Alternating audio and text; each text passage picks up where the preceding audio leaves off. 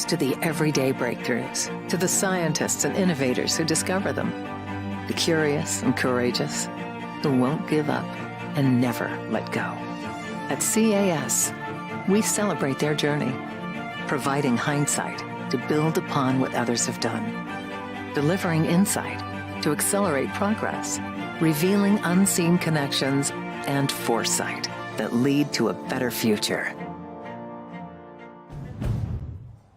From morning coffee runs to family trips, away games, campouts, and weekend projects. No adventure is too big for the Honda lineup with available all-wheel drive. Contact your Honda dealer to learn more or shop online.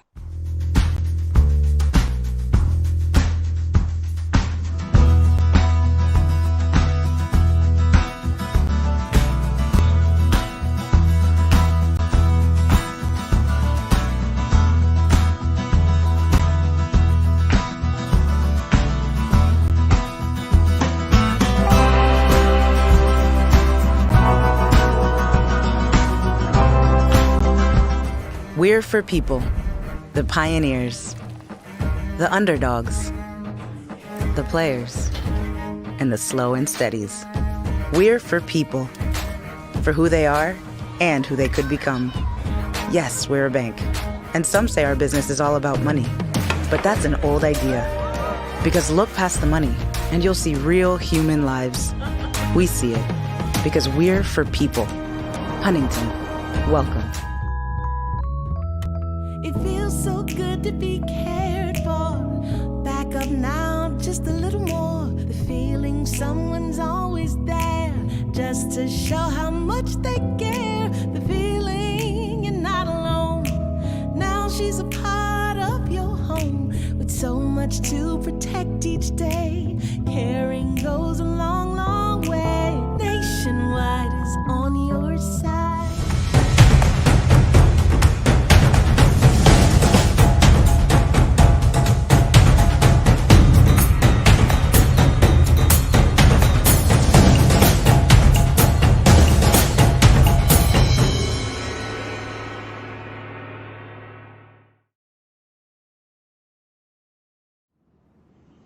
Kumusta uwi mo dyan, anak?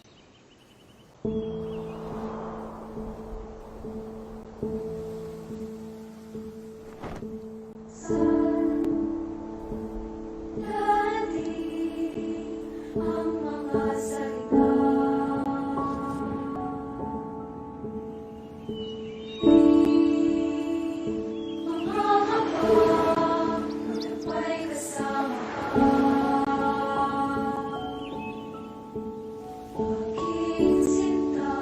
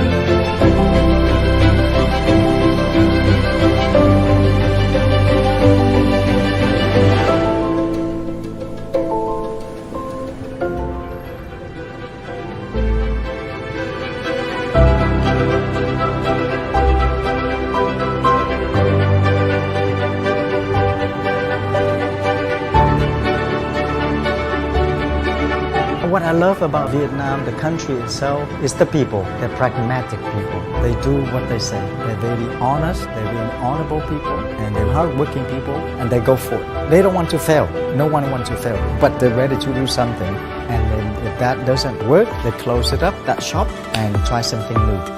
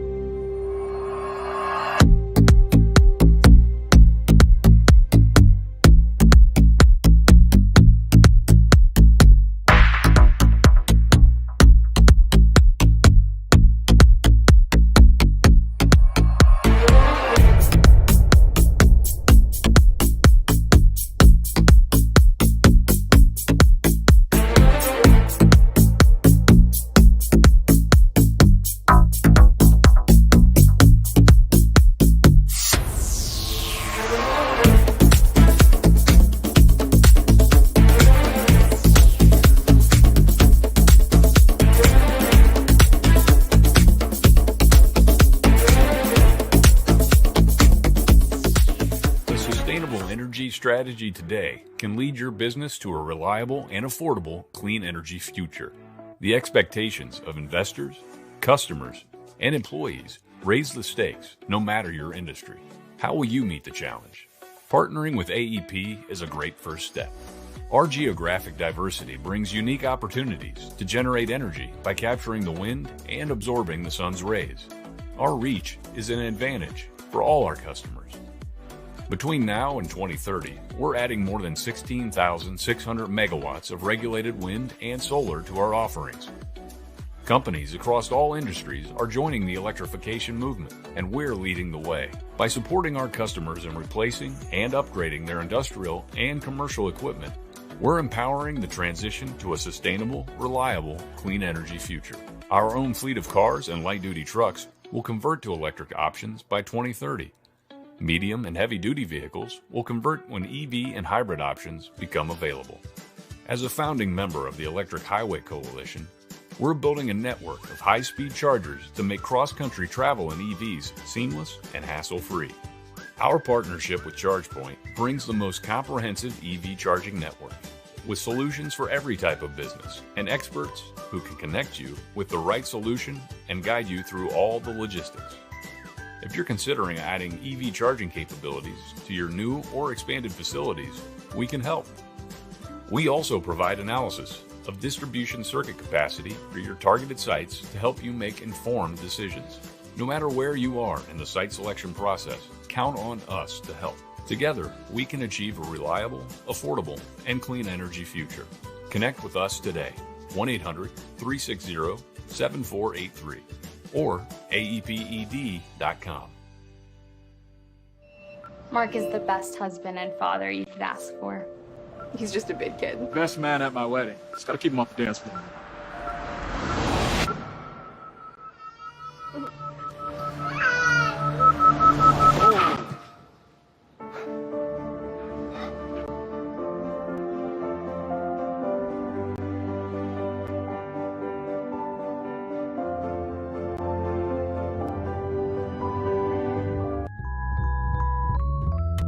It feels so good to be cared for. Back up now, just a little more. The feeling someone's always there, just to show how much they care. The feeling you're not alone. Now she's a part of your home, with so much to protect each day. Caring goes a long, long way. Nationwide is on your side. Hello, my name is Dr. Marlon Lila Sampilo, and I am a pediatric psychologist at Cleveland Clinic Children's. I am very excited to be joining you virtually today. It is both my privilege and honor to be with you as part of the 2021 Asian Festival. As a Filipina, the Asian Festival holds a very special place in my heart and is a source of immense pride and joy to see and experience the diverse cultures of Asia coming together for this event.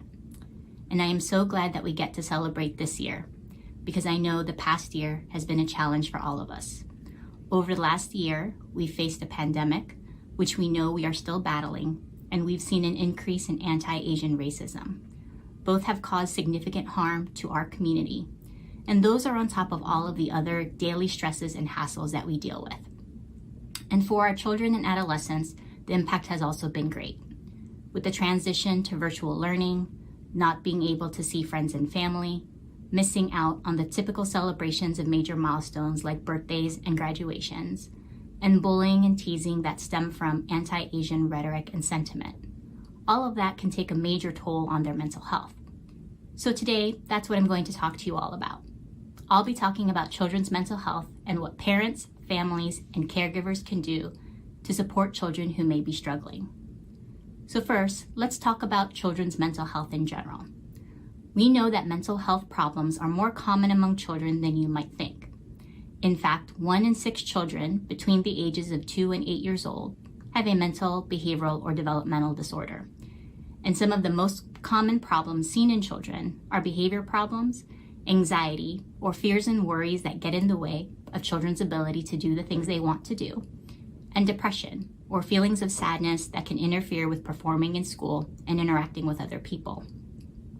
And when you add on all of the stress of the last year, and all the changes in the last year, it wouldn't be surprising that some children might experience a worsening of these problems, and more children might newly experience some of these difficulties. It can sometimes be hard for families to know when a child or teenager may be struggling, so let's talk about warning signs or things to look out for. Warning signs that your child may be struggling include things like your child feeling sad and the sadness lasting longer than typical or lasting 2 weeks or more. Your child withdrawing from or avoiding social interactions, so spending less time with friends or family or spending more time alone in their room. Your child displaying significant changes in their mood, behavior, or personality. Changes in their eating or sleeping habits, and this could be eating or sleeping more or less than usual. Complaints of frequent stomach aches or headaches. Changes in how they are doing in school or avoiding or missing school altogether. And your child talking about death or even talking about hurting themselves. If you are concerned about your child's mental health, talk with your child's doctor and describe the behaviors that are concerning to you. Your child's doctor will be able to help you figure out the next best steps for you and your child. And if your child is making statements about death or hurting themselves, make sure you talk to your child's doctor right away. Aside from warning signs, you can also talk to your children about how they are doing, especially if you are concerned. Avoid asking yes or no questions, but ask open-ended questions that might generate more conversation about how they are feeling or how things are going. You can ask questions like, is there anything you're feeling worried about this week? Or you can be more specific, which can sometimes bring about even more conversation. Like, I noticed you haven't been hanging out with Marlon as much as you used to. What's going on? And even if you are not concerned about your child, there are things that parents, caregivers, and families can do to promote good mental health and wellness in their children. The first is to create an environment where talking about feelings is more of the norm, or just what you do as a family. You can do this by asking questions like, what was the most interesting or exciting part of your day? Or what was the most frustrating part of your day? For younger kids, I like to do one high and one low. So I'll ask, what's one high from today, or something that made them feel happy or good? And what's one low from today, or something that made them feel down or disappointed?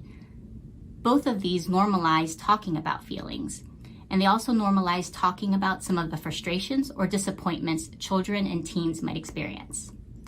And as parents and caregivers, it is important to model talking about feelings by answering these same questions and sharing your own answers and experiences. And it may be hard initially to talk about your own highs and lows as adults, but being more open and honest about some of your experiences shows children and teens that they too can be more open and honest about their own. Another key thing that parents can do right now to promote mental wellness in their children is to help find ways for children and teenagers to engage in activities they enjoy safely. I know it may be challenging to do all of the things that we were used to doing before the pandemic, but it is also important to figure out ways for children to have some involvement in these things where they can. So that might mean helping find ways for children to interact safely with friends, like doing activities outdoors, and even helping children engage in or participate in other rewarding activities.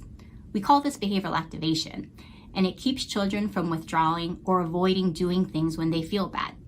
Think of it like a jump start for kids when they are maybe feeling a bit bad. It's like a jump start for their mood. So those are just a few of the things that parents can do to help their children generally. Now I'd like to talk with you about what you can do to help children and adolescents deal with racism, which for our community has been a long-standing issue, but has most recently received even more attention due to recent events. It's important for parents to talk with children about racism.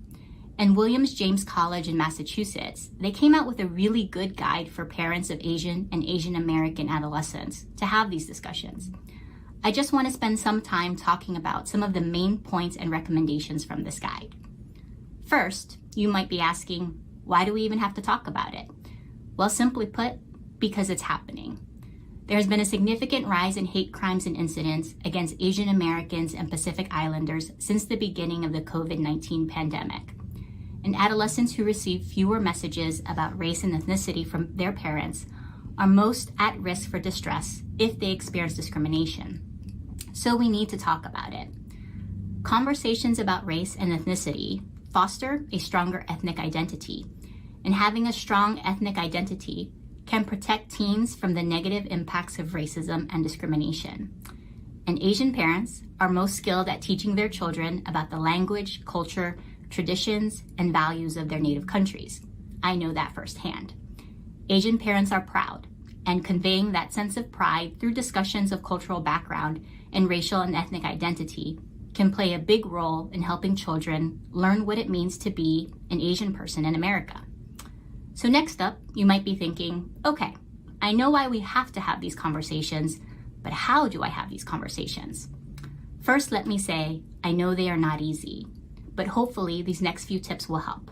So 1, like I mentioned a bit earlier, creating opportunities for conversations is important, and they can happen naturally, like in the car, over dinner, or while doing other shared activities so adolescents don't feel put on the spot. 2, you want to be curious and respectful. Ask questions with curiosity and without judgment. You want to listen to what your children have to say and be open to their views and perspectives. And here's the key part. You want to listen and be open even if you don't agree. 3, you can bring up or start these conversations yourself. You do not need to wait on your teens to bring up these issues. You can use current events or things you see in TV shows or movies to begin conversations about race and discrimination. And you want to be open. Share your own stories and experiences. While I know this is hard, teens can learn from a parent's difficult experiences. It can help them be more open about their own, and it can help them learn about their own strengths. 5, you want to validate their feelings. Communicate that whatever your child feels, it's okay, even if you don't fully agree or understand. This helps the child know that they are not alone. It is very important not to tell kids what they should or shouldn't feel. You can try saying things like, "This sounds really hard," or "Thank you for sharing. I know it's not easy." 6, you want to encourage their voice. Promote ways for your child to get involved in issues that they care about. This helps promote their problem-solving skills or helps them feel like they are doing something, and this prevents feelings of helplessness. And lastly, remember that it's okay if you don't have all the answers or you don't know what to say. You being a caring adult, willing to listen to how they feel and not judge those feelings is one of the most powerful and loving things that you can do. And it's one of the most impactful things that you can do in terms of good mental health outcomes for kids. And maybe if you don't have the answers or you don't know what to do, you and your child can actually try and figure it out together. I know that was a lot of information in a short time, and I hope you were able to take some things away from this discussion. But before I leave you, I want to make sure you have the numbers to crisis phone and text lines that you can share with adults and your children. We know people, including our young people, can struggle at any time, and it is important to have someone to talk to in the event of a crisis. So the National Suicide Prevention Hotline provides free emotional support to people in crisis or emotional distress 24 hours a day, 7 days a week. The number is 1-800-273-8255. Or if you're like me and you text more than you talk on the phone, you can also text HOME, that's HOME, to 741-741 to connect with a crisis counselor via text 24/7. Thank you for your time today. Enjoy the rest of the festival and take care of yourselves and of one another. Thank you.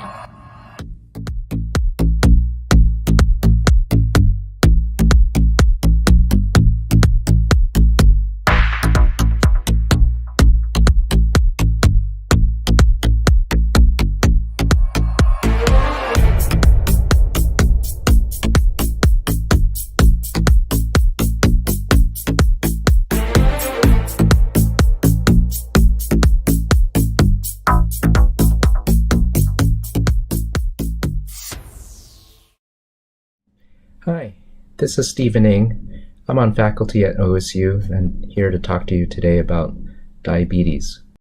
So much of care for diabetes is about self-management.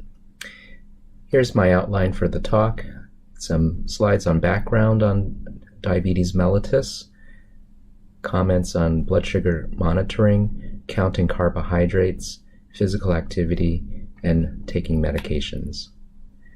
So let's get to the chase. Why is diabetes important? This is all about the complications of the diabetes. Here are some terms that your medical provider team may be speaking about when you go to the clinic. Diabetic retinopathy, problems in the eye due to the diabetes. This is a really important cause of blindness in the United States in the adult population. Diabetic nephropathy, or kidney damage due to diabetes. This is a leading cause of kidney problems, chronic, and can progress to end-stage kidney disease requiring kidney dialysis. Moving to the right of the screen, diabetic neuropathy. The high blood sugar can affect the function of nerves, and a common place that this might occur is in the feet, so you lose feeling in the feet, giving you higher risk of infection, and therefore leading to amputation of toes, the foot, and the leg.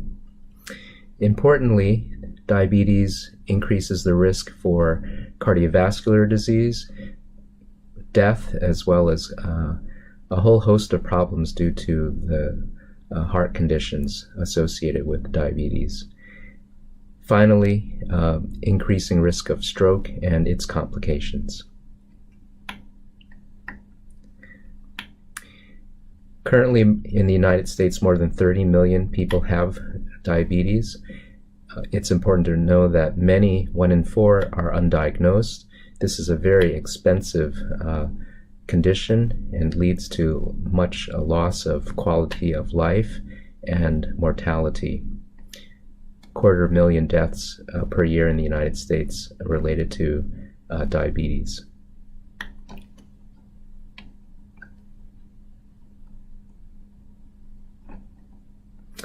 In Ohio, the burden of diabetes is increasing over time.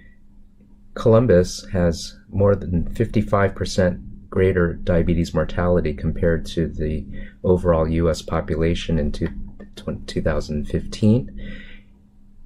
The state of Ohio is the ninth highest diabetes mortality rate in the United States.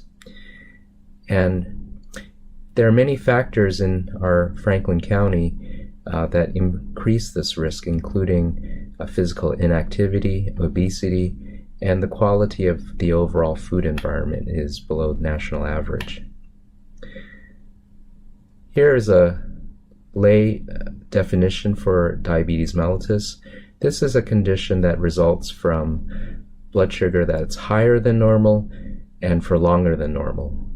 It comes generally in two flavors: type 1, in which the body just does not make enough insulin, and type 2 diabetes, the more common kind, in which insulin is made but the body does not respond to it or use it normally. Here are criteria for making a diagnosis of diabetes. Your medical provider will order an A1C test. Normal is on the left. At the point of 5.7% on this test, that reaches prediabetes range, and at 6.5 or greater into the diabetes range. A blood may be measured for glucose, blood sugar, and at fasting level of at least 126 also meets criteria for this diagnosis, or if not fasting at any time of the day, at least 200 or greater meets diagnosis of diabetes. What is prediabetes? So, as the term suggests, this is before you hit diabetes. For a fasting blood sugar, this would be defined as 100 to 125. It's important to note that prediabetes increases one's risk for developing overt diabetes, and at this stage actually increases the risk of cardiovascular disease. Not to lose hope, if you can successfully lose some weight, this really does reduce your risk for progression to diabetes. This is a slide that shows the natural history or progression of type 2 diabetes.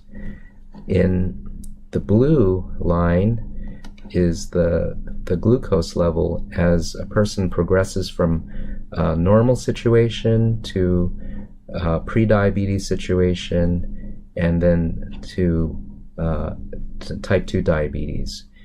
And one of the hallmarks here is that the body has got increasing insulin resistance. This is meaning the body is not reacting to insulin normally.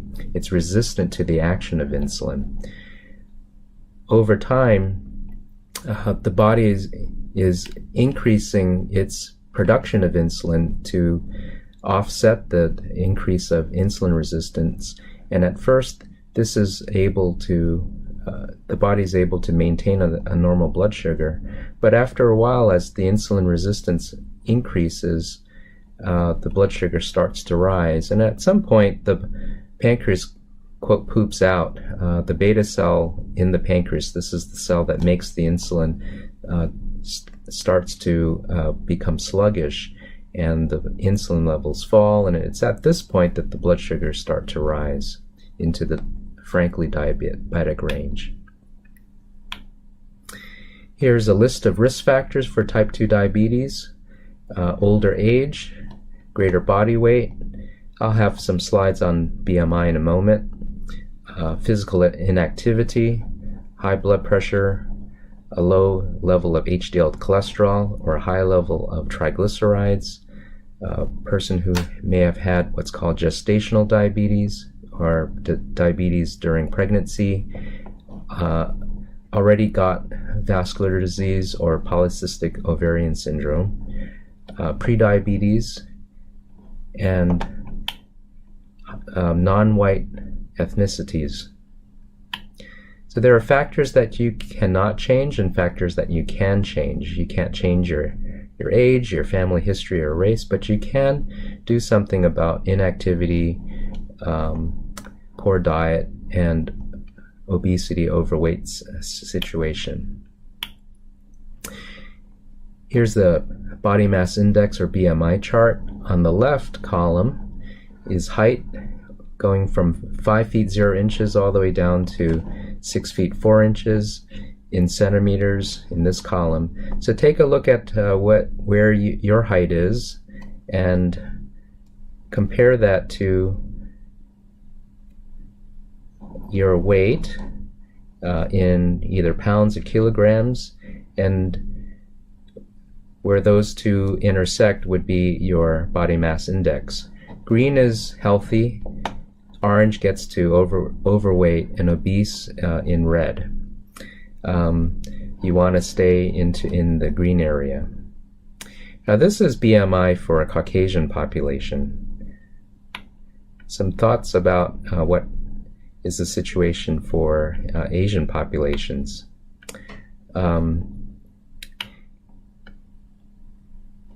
Non-Hispanic white is shown in the top with increasing weight, and you can see that with increasing weight, the risk of having diabetes increases over time. At the same degree of diabetes prevalence for these non-white populations, a lower BMI is associated with higher prevalences of type 2 diabetes.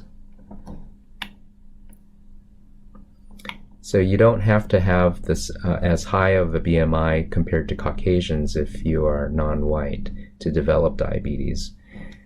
Shown in a different way here, the white population,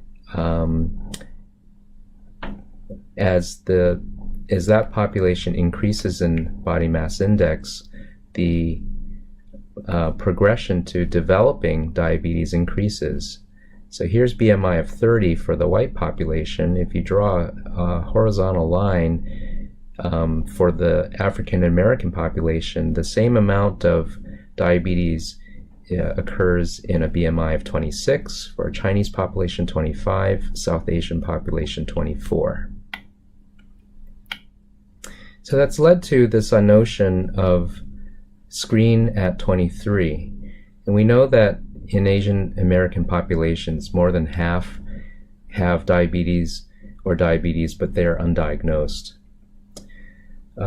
This is a risk factor for getting type 2 diabetes at a BMI that's lower than the white population. So at 23 BMI, we are recommending that Asian Americans be screened for having type 2 diabetes or pre-diabetes. And screening at this BMI rather than a higher BMI of 25 would lead to diagnosis of many people who were previously undiagnosed.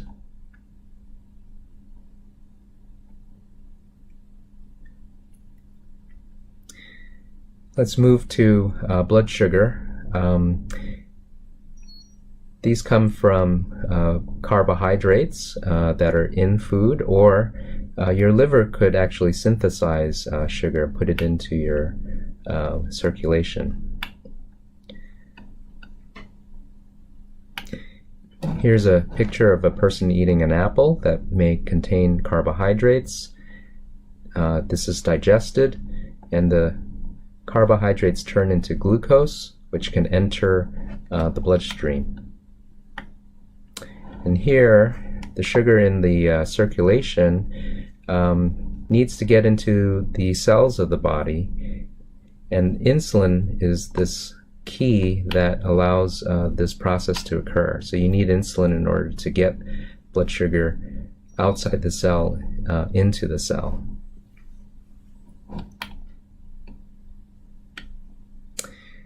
Hemoglobin A1C, the hemoglobin is located within the red blood cell, and we're measuring the hemoglobin A1C component of that cell in a blood test. We want it to remain in this lower part of the curve. Poor blood sugar control would be represented by a higher A1C value. In the middle column would be the average blood sugar that corresponds to that A1C number. And so your medical provider may want you to have a fasting blood sugar at a certain target. This is one example, 80 to 130, but it could be a different target depending on your needs. The blood sugar can rise after eating, but you don't want it to rise too high, so a target after eating might be up to 180 at a time point of 2 hours post-meal. To check your blood sugar, clean your hands, dry them, poke your finger with the Lancet device, and wipe off the first drop of blood. It's the second drop that you want to use.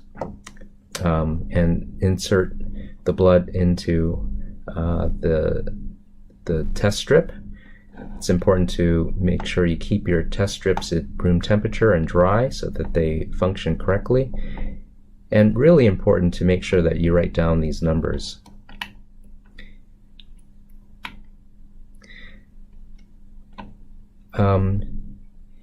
There's all the rage these days of a device called a continuous glucose monitor. This is a small sensor that is attached to the skin. There's a catheter that is placed underneath the skin, and it is sensing the sugar in the body continuously, and it's sending a signal to a smart device. You can then get this readout and get a lot of information about the glucose patterns over the whole day. And in real time, it can tell you whether your blood sugar is going up or going down. Generally speaking, you'll need to see a diabetes specialist in order to obtain one of these CGM devices.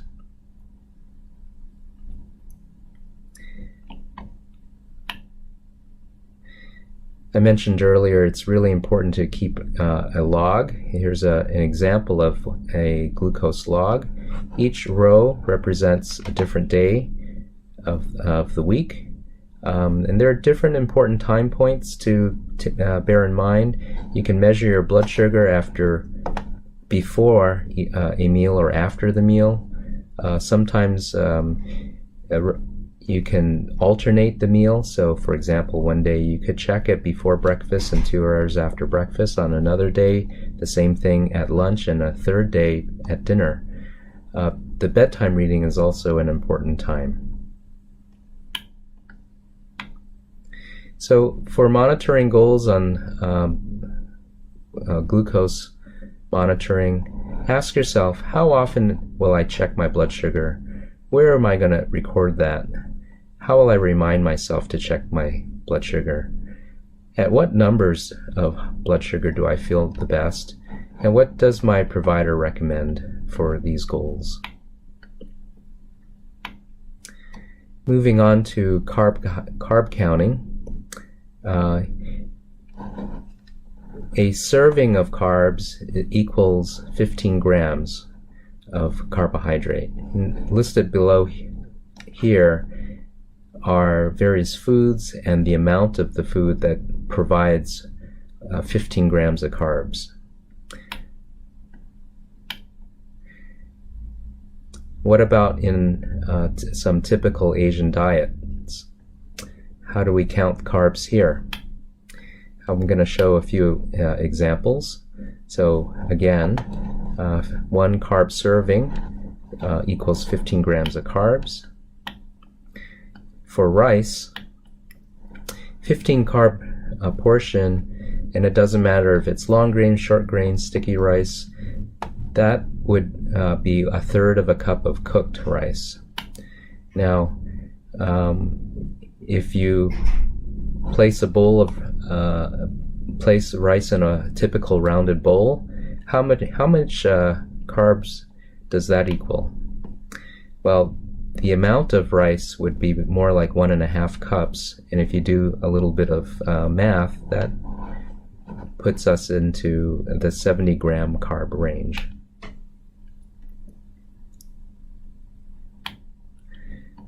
For congee, a 15-gram portion is 1/2 cup of cooked rice, or cooked congee, but a typical bowl of congee would be more like 2 cups, and that would be then 60 grams of carbs in that bowl of congee. Asians like noodles. Here are egg noodles, rice noodles, flat rice noodles, cellophane noodles. How much is a 15-gram carb portion here? About 1/3 to 1/2 cup of cooked noodle. But we're more likely going to have something like 2 cups of noodles, which would take us to 60 grams of carbs. Instant noodles are shown here. Can you eat the whole thing? Probably. If you turn the package to the back and look at the food label, the total amount for the package would be 62 grams of carbs.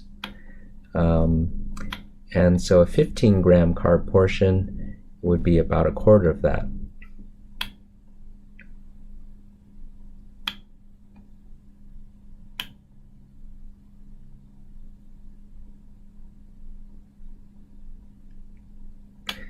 Baos and bread. So here's this mantou. 15-gram portion would be 1 small or 1/2 of a large. For scallion pancakes, if you go to the restaurant, 15 grams would be 1 slice or 1/8 of that large pancake.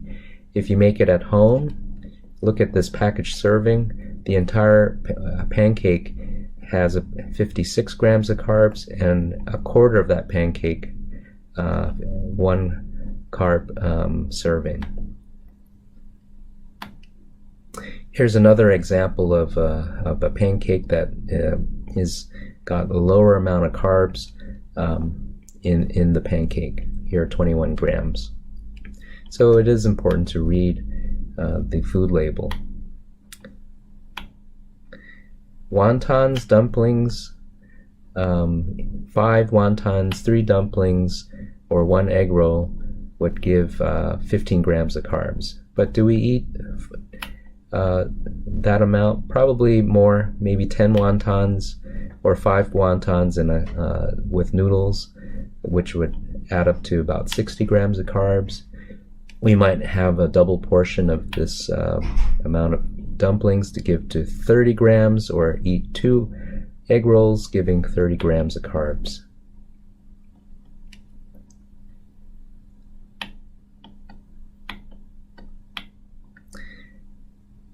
Here are examples of some baos.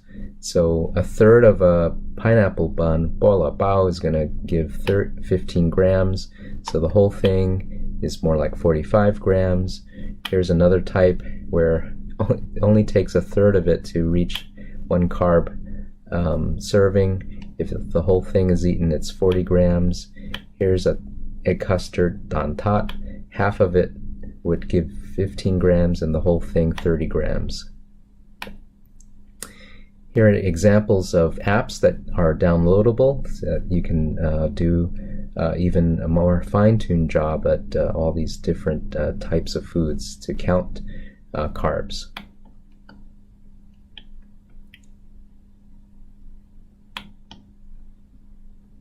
So for your diet goals, how many carbs do I eat at each meal, and how many carbs should I limit to at each meal?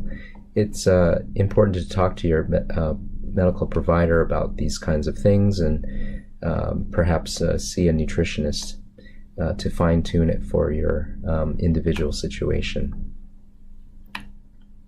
Moving on to exercise. So physical activity and exercise increases your energy level, your metabolism, alertness, increases HDL cholesterol and blood circulation. It decreases body weight, risk of diabetic complications, of course your blood sugar, as well as blood pressure, lowers the LDL cholesterol, and lowers risk of heart disease. Important to note that physical activity is free medicine. You can think of it as money in your pocket. If you're a couch potato and you want to get moving, start off with just a few minutes each day. Choose something that you enjoy doing. Make a commitment to do this for 4 weeks, and schedule the activity at the same time each day. Make it a priority, and it may help to partner with somebody for motivation to continue. Your activity goals: what will you do differently to increase your movement? How often will you be doing this activity or exercise? Are you physically able to do this activity? And how will you motivate yourself to do it? Finally, a few words about medicine. This is not a failure. It's designed to support what is not working in your body. So take it if your body needs it. Take it at the same time. Remember to take it at the same time. Important to know what the medicine does and how it works. What is its correct dose? Important to monitor for side effects. If you have any of these side effects, don't stop it before you call your medical provider. For your medication goals, when will you take your medicine? For those who are on insulin, where are you going to record the dose? And important for all of us, how will you afford the medicine? So in conclusion, make sure you check and record your blood sugar every day in a log or in an app.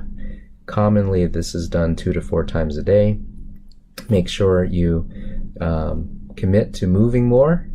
Activity, again, is free medicine. Here's a goal to try to shoot for 30 minutes 5 times per week. And with the physical activity, make sure you check your blood sugar so that exercise doesn't lead to low blood sugar. Important that you don't overdo the carb intake, and importantly, take your medication. I want to thank these individuals who have helped provide slides for this presentation, and thank you for your attention.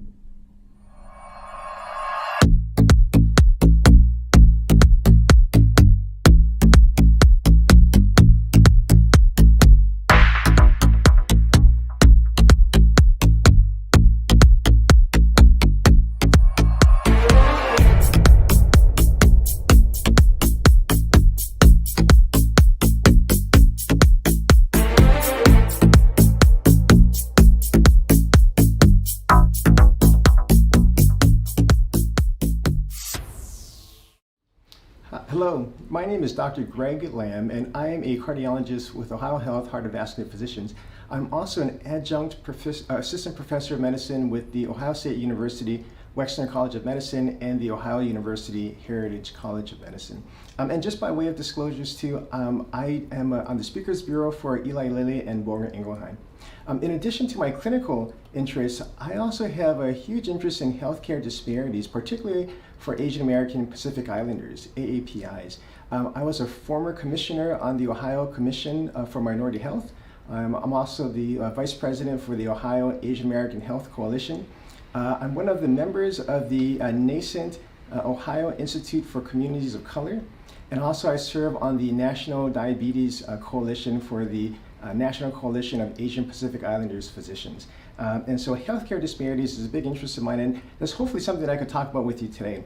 And so today I'd like to thank the organizers for the Asian Festival for allowing us to present just a little bit on different health conditions. And I have the honor of talking about cardiovascular diseases.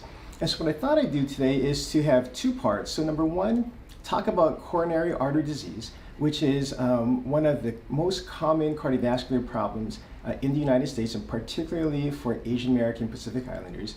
And then secondly, talk about some healthcare disparities as it pertains to cardiovascular disease, but just in the bigger realm of how health inequities adversely affect AAPI populations. And so what is cardiovascular disease and how does it affect Americans and AAPIs? And so in the United States, about 735,000 Americans have heart attacks each year. From heart disease, over 610,000 people die each year. And in the United States, cardiovascular disease is the leading cause of death. Interestingly though, for Asian American Pacific Islanders, it's not the leading cause of death, but the second leading cause of death, second to cancer itself. What exactly is cardiovascular disease? Well, when we talk about cardiovascular disease, what it really is a lack of blood flow and therefore oxygen to the heart muscle. And the heart is basically just a muscle that requires blood to deliver oxygen for it to function very well. And so if there's a blockage there, it can cause the heart not to beat very strongly. It can cause symptoms, and we'll go over some symptoms in just a little bit. If there's a significant blockage of blood and the heart muscle isn't receiving enough blood, then part of that heart muscle can die. And that's what a heart attack is, or what we call a myocardial infarction. What are some of the causes for heart disease? Well, there's a plethora of different causes, and these are sometimes when you go to the doctors, they'll ask you about risk factors. Some of the risk factors are age. To some extent, because of the American diet, we expect people later on in age, in their 60s, 70s, and 80s, to have some degree of blockages in the arteries to their heart. Now, if you have a family history of heart disease early on, so say for instance, if you have a primary relative, so a mom, dad, brother, or sister, who had heart disease in their 30s, 40s, or 50s at a premature age, then that can be considered a risk factor. Gender can play a role as well. So on average, males experience heart disease more commonly than females. We believe that it has some of the protective effects of estrogen for females. And so it's interesting because when females have experienced menopause, so postmenopausal women have the same incidence of heart disease as men do. Cholesterol also plays a big role. And so for cholesterol actually forms these plaques in the artery. And so if you have higher cholesterol in your system, you actually have more plaque buildup, and that can cause a blockage there. When this plaque ruptures, that's what causes a heart attack, which is the acute blockage of blood. And so if you have high cholesterol, that also is a risk factor for heart disease, and it can cause heart disease itself. Tobacco use. So unfortunately, I grew up when smoking was very common. That was when smoking occurred on airplanes and restaurants. Fortunately, since then, that has decreased dramatically. But what we know is that smoking, in addition to causing cancer, so it can cause gum cancer, throat cancer, lung cancer, but in addition to that, it causes the acceleration of these blockages in the artery. Unfortunately, those blockages, they never go away. They can regress a little bit, but once they're there, and again, with the American lifestyle, those blockages only progress. And so we consider a history of smoking a risk factor, even if you've quit smoking 20, 30, 50 years ago. I get this question all the time. People will come in and will elicit a history of smoking, and they'll say, but doc, I quit smoking 50 years ago. It's great that they quit smoking 50 years ago, but it's still considered a risk factor. Again, because once those blockages are there, they're awfully hard to regress. They only stay the same or get worse. Diabetes. So diabetes, as everyone knows, is having higher than normal levels of blood sugar in their blood. And we're very fortunate to have Dr. Steven Ng, who is a professor at the Ohio State University Medical Center, do a whole separate section on diabetes. So I won't go too much into diabetes, except to say that it's a huge, huge problem, not only in Ohio, but also in the United States. From a cardiovascular standpoint, we're interested in diabetes because diabetes is considered the equivalent to heart disease. So if you have diabetes, for all intents and purposes, you have coronary artery disease. And so if you have diabetes, that's also considered the equivalent of having coronary artery disease. What about blood pressure? So high blood pressure or hypertension. Hypertension can also lead to the formation of blockages, which can predispose you to heart attacks or even strokes. And so blood pressure is also considered a risk factor or a causative factor to coronary artery disease. Psychosocial factors are also huge too. You actually commonly hear about people who are very stressed with their job or with their family situations, and that can cause heart events. Before, we used to thought that that wasn't true, that was just false, that was just a narrative. But we now know that psychosocial factors can contribute to the pathogenesis of blockages in the arteries, thus causing heart disease. And lastly, obesity or a fatty diet. The American diet is notorious for being poor. High in fat content, high in sodium, high in carbohydrates, and all of these lead to the increase of blockages in the arteries to your heart. Unfortunately, obesity is a growing epidemic in the United States, and this is something that we see more and more commonly. In addition to that, obesity can also play a role in another associated condition called obstructive sleep apnea. Obstructive sleep apnea is when you have an obstruction that inhibits your ability to inhale oxygen while you sleep. And so when you sleep, you don't get enough oxygen into your lungs. What we now know is that sleep apnea goes hand in hand with heart disease. So sleep apnea can cause high blood pressures, and as we talked about, high blood pressures can also contribute to coronary artery disease. But in addition to this, we know that sleep apnea can also cause a host of other cardiac problems. So for instance, an irregular heart rhythm called atrial fibrillation. Atrial fibrillation is when your heart doesn't beat regularly and beats irregularly, which in and of itself, is not that big of a deal, except for the fact that it can actually predispose you to strokes. Obstructive sleep apnea can also cause heart failure symptoms, so that can cause increased swelling in your legs, shortness of breath. It can also even eventually cause kidney disorders as well too. But obesity is one of the causative things for heart problems, specifically coronary artery disease, and it's something that we could do something about with diet, exercise, and weight loss. So what are some of the signs and symptoms of heart attack or blockages, significant blockages in the arteries to your heart? People commonly hear of chest pain. And so one of the cardinal symptoms is when people say they have a vice-like grip right in the middle of the chest that's induced with exertion and alleviated with rest. And so commonly you'll hear people say that, boy, when I climb a flight of stairs, I get this heaviness sensation, like an elephant is sitting on my chest, and I get really short of breath. Sometimes they may say that they get really sweaty, they get dizzy or lightheaded, they may even get nauseous and maybe even vomit. And then when they stop exercising, the symptoms gradually go away. Sometimes, actually, when people have these symptoms, doctors will prescribe something called nitroglycerin. Nitroglycerin is a medicine that opens up the arteries to the heart, thus allowing more blood to flow there, and nitroglycerin can alleviate those symptoms as well too. But for other people, some of the signs and symptoms are not quite as clear. So sometimes people can just complain of a generalized anxiety or an anxiousness that they feel. For some people, it's just very surreptitious fatigue that increases gradually over time. So my dad, for instance, he was very active and he would swim, he would play tennis, but over time he found that he would just his ability to exercise would just gradually decrease, so much so that it was really not that even noticeable for him. Until years later, he said, gosh, you know, when I think about it, I could do this years ago without a problem. So he went to see his doctor and he got worked up, and he was found to have a 99% blockage in the main artery that runs down the front of his heart. He did not have those classic signs that we talked about, you know, like an elephant sitting on his chest or severe shortness of breath, because in his case, the symptoms just occurred gradually. So for some people, they don't experience those dramatic symptoms. Women, they're another category. For women, what we know is that they don't have the same signs and symptoms of men.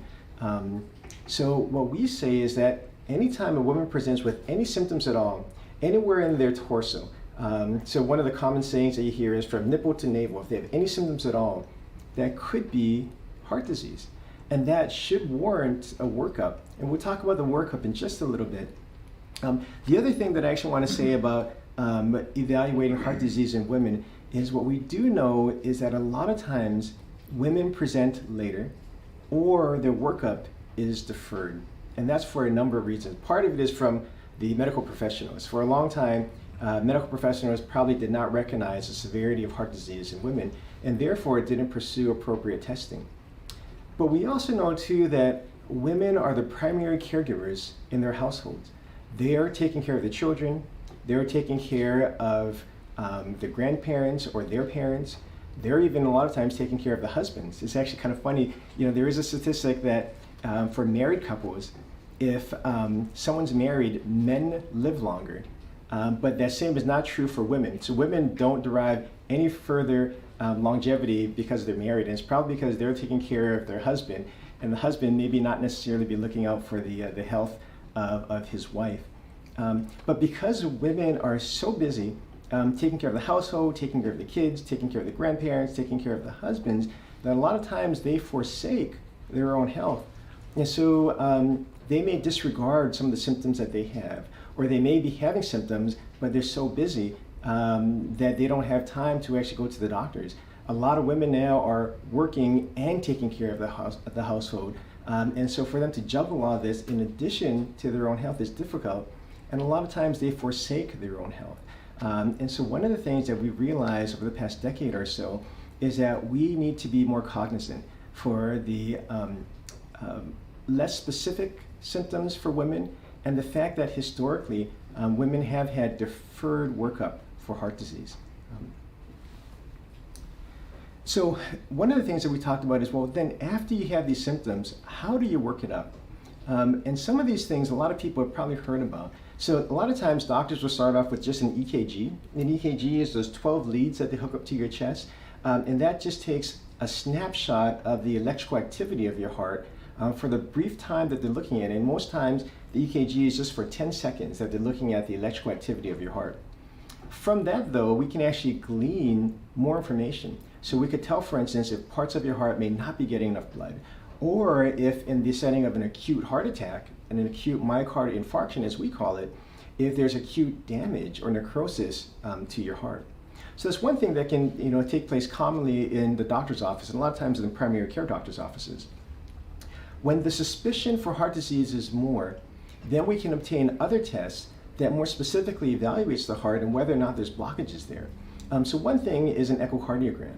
An echocardiogram is a sonogram or an ultrasound of your heart very similarly, what we do for instance, pregnant women to take a look at the babies, but it's an ultrasound of the heart function itself. And what this does is gives us a very good idea of the heart function. So if the heart muscles are coming in well together, it tells us if the heart valves are working well. It tells us if particular sections of the heart may not be working very well due to blockages there. And it can even tell us the flow dynamics, so pressures in each of the chambers of the heart and in the lungs. And that's very, very helpful information for cardiologists to figure out if the heart is working properly. Another test we'll commonly order is a stress test. And a lot of times people, they wonder what exactly is a stress test. We hear about it pretty commonly. It's in our everyday vernacular. But when people have to say exactly what it is, a lot of times they don't really understand. And what a stress test is, it's a way for us to stress your heart. So we can stress your heart in a variety of ways. Sometimes it's with medicines. Other times it's putting you on a treadmill and having you walk on a treadmill so we can mimic the exercise that you might do on your own when you experience chest pain. After we stress your heart, then what we like to do is we like to look at your heart to see if there's indications that your heart may not be getting perfused with enough blood. And if it's not getting perfused with enough blood, then that indicates that there may be a blockage there. So for us, that's more of a screening test for heart disease. Now, if you have a stress test and that's abnormal, it tells us that there may be blockages. So that then leads us to the more definitive test, which is an invasive test. An invasive test is where we actually go inside your body. So we either go into your body through an artery in your leg or an artery in your arm. We thread a catheter through the arteries to your heart.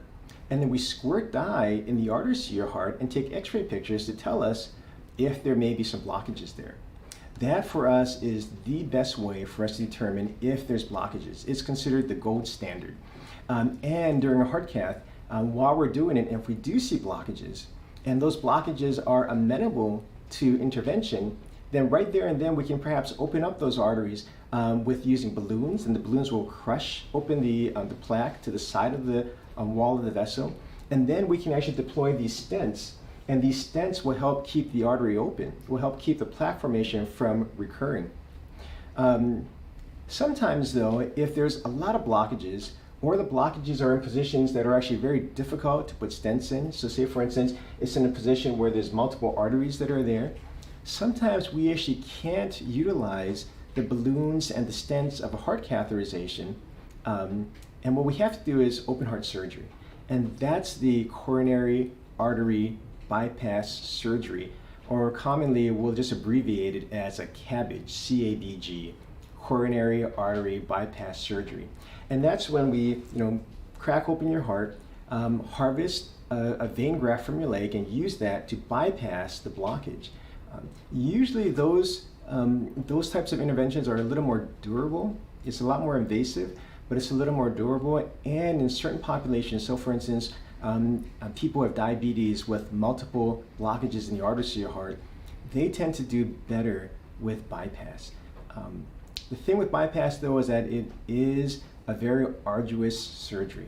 We do crack open your chest, we do the bypass, the recovery can be prolonged. People are recovering from major surgery, so thereafter it takes a little while for them to get back on their feet. Their weight may decrease a little bit, so sometimes their post-operative course may be a little more difficult. But for certain populations, it actually is a more durable way to fix these blockages and hopefully prevent them from coming back. After the interventions, whether it's through balloons and stents, or if it's through surgery, then one of the key components is medicines. So it's a variety of medicines. It's a cocktail of medicines people we put on. And a lot of these medicines you've probably heard of. So for instance, aspirin, statins. Those are the mainstays of our therapies. And so for the statins, there are things like atorvastatin, or Lipitor, simvastatin, or Zocor, rosuvastatin, or Crestor. Those are medicines that people will likely be on for the rest of their lives. Some other medicines that people may also be on are beta blockers or ACE inhibitors. Those are medicines that help with blood pressures, but they also help strengthen your heart. And nowadays, there's a plethora of new medicines that are coming out that you probably have heard of, and a lot of them have to do with the treatment of diabetes. but we've been finding that these medicines also help your heart. And so these are class of medicines that are, for instance, called SGLT2 inhibitors or GLP-1 receptor agonists that Dr. Ring may talk about later on. But we're now finding that these are cutting-edge medicines to not only help diabetes, but more importantly, at least from a cardiologist standpoint, to help strengthen your heart. And one other class of medicines that you may hear of is these really potent, very specific fish oils. So Vascepa is a highly purified form of fish oil that we've also been finding that can help prevent recurrent blockages and help reduce your risk of death. So that kind of covers the basics of coronary artery disease. In the few minutes that I have left, I just want to switch gears a little bit and talk about healthcare disparities, and specifically healthcare disparities as it relates to cardiovascular disease. So the question is, well, why is this important? It's important because at least in Ohio, there's a very large Asian American population. The Asian American Pacific Islander population accounts for about 2 to 3% of the population of Ohio, so roughly about 300,000 people. But it's growing rapidly. So it's grown about 97% since 2000. And what we're finding is that for different ethnicities, whether they're Asian American Pacific Islanders, African Americans, Hispanic Americans, there are differences in the quality of healthcare they're receiving and in their outcomes. And we're understanding why this is and what we can do to help better intervene. Now, there's a lot of things that we actually know could contribute to this, specifically for the AAPI population. And this might be a little different compared to other ethnicities.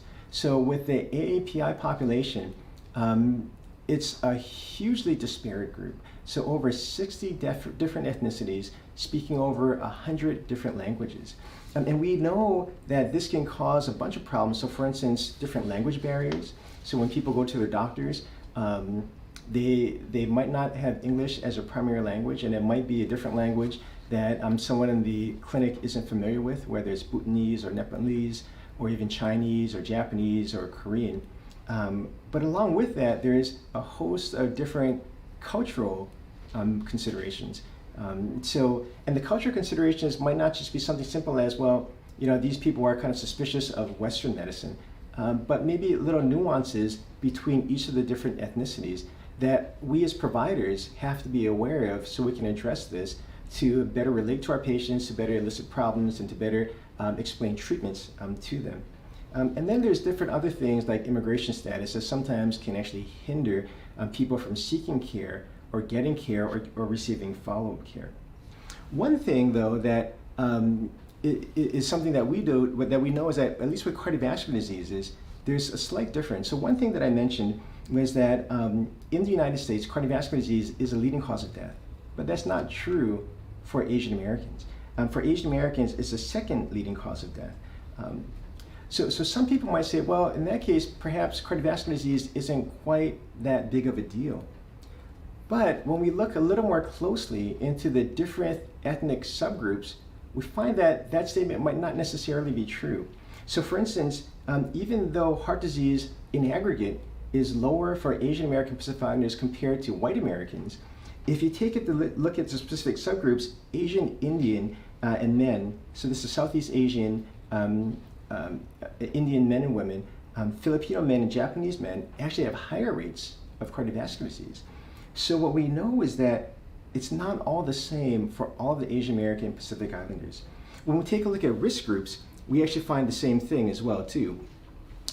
So for instance, hypertension or high blood pressures can be higher in Filipino Americans. Japanese Americans have higher rates of dyslipidemia. And in just a little bit, we'll talk about other risk factors such as tobacco use. But what this tells us is that when we aggregate all of the Asian American Pacific Islanders ethnicities together, when we lump them together for statistical purposes, perhaps actually we're masking specific differences, important differences within or between each of the different subgroups. Now, there was actually a really interesting study that came out that looked at this, and this was in the BMC study in 2019. And what they did was they looked at a database from the Kaiser Permanente.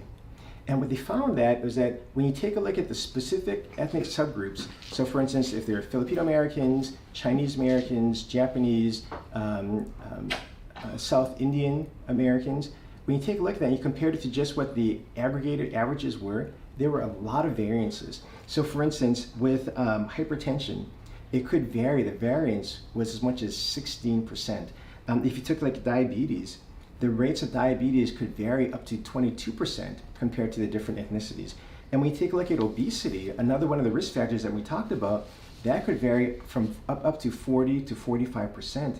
And so what this tells us is that when we aggregate all of these subgroups together, we could be masking significant differences that could make a big difference in the outcomes for these patients, particularly with cardiovascular disease, and particularly with the risk factors that we talked about. So one of the risk factors we talked about was smoking. As we said, smoking, regardless of when you did it, is a common risk factor. Now, compared to whites, Asian American Pacific Islanders have lower rates of smoking. And so we might think, boy, well, that's really great. But when you take a look at the specific ethnic subgroups within the AAPI population, you find that actually Korean Americans have a much higher rate of smoking. Same with Japanese Americans, and also same with Asian Indians. And so perhaps that using this information, we can have more targeted interventions and a more nuanced understanding of risk factors that affect our populations. So also the same actually is true with diabetes too. Diabetes is an interesting thing, and I know that Dr. Ng will talk about this a little bit in a little bit more detail. But one of the things that we do know is that detecting diabetes is different for Asian Americans than it is for whites. Historically, what physicians will use is the weight or the BMI, the body mass index, to determine when they should start screening for diabetes. And typically a BMI of 25 is when we initiate screening. What we know though is that for a lot of AAPI populations, diabetes occurs at a much lower weight. It has to do with the distribution of fat tissue or adipose tissue. So for a lot of Asian Americans, it's more central adiposity that's accumulated as opposed to peripheral with, for instance, other populations like Caucasian populations. And this central adiposity may actually predispose them more to diabetes. So we know that we should be screening for diabetes at a lower BMI. So instead of the accepted 25, a BMI of 25, there's now a national movement to start screening for diabetes at a BMI of 23. There is a Screen at 23 movement that actually reflects the national guidelines, many of which people don't know. So there's a lot of providers themselves that aren't aware that the recommendations are for Asian American Pacific Islanders that they should screen for diabetes at a lower BMI of 23 rather than 25. And so the last point that I'll bring up just has to do with the COVID-19 pandemic that hit us. Because with the COVID-19 pandemic, this really illustrated the disparities in health that we see. Much has been made about a lot of the different ethnic populations, so African Americans and Hispanic Americans, that have higher rates of COVID-19 and higher death rates, and that is certainly true. And that actually really pointed to us that we really need to do more to address why these populations have had such disparate outcomes from COVID-19, from this infection. One thing that I want to point out, though, is that it's actually adversely affected the Asian American Pacific Islander population as well. And this, too, has been something that initially has been reported even by the CDC, the Center for Disease Control, that perhaps Asian Americans aren't getting affected by COVID-19 quite as much as some of the other ethnic groups. The interesting thing, though, is that a lot of this has to do with just the lack of good data that's out there. So when they take a look at the effect of COVID-19 in populations where perhaps Asian Americans represent a higher percentage of the population, or that's been studied more, for instance, in San Francisco, they find that that Asian Americans actually have an increased risk of infection. So for instance, in San Francisco, where AAPIs make up a third of the population, they found that AAPIs accounted for half of the deaths. In fact, their case fatality rate was 4 times greater. And so this just points out to us that, again, aggregating all the data could mask significant differences, but also more importantly, we need to better understand the effects of health for our AAPI populations, which means increasing representation in studies, in clinical trials, and doing more research for this. Now, the way that COVID-19 affects the heart is actually quite interesting as well too. And so we have seen that with COVID-19, it can increase the rate of blood clot formations or thrombosis.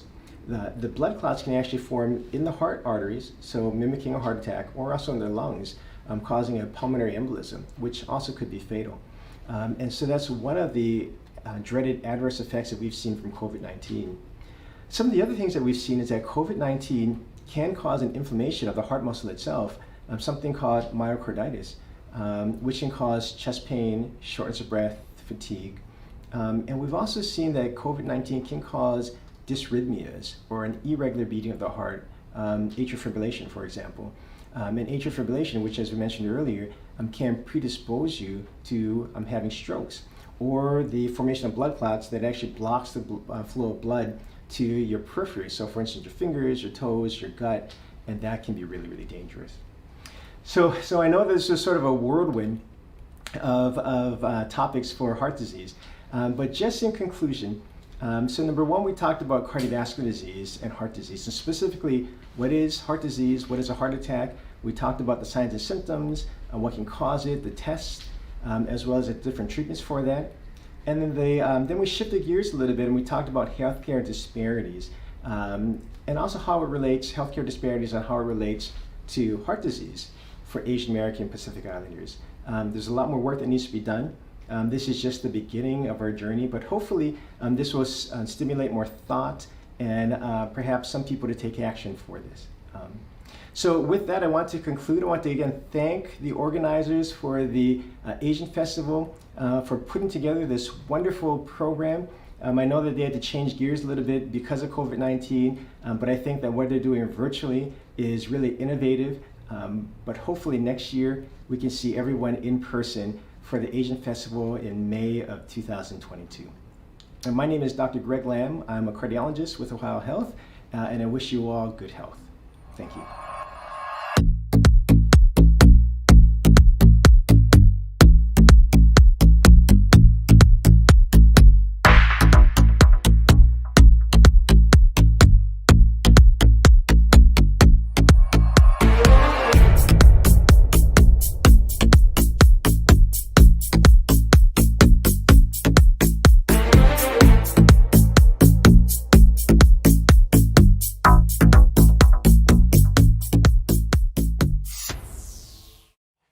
Hello, this is Dr. Wang from Ohio State University.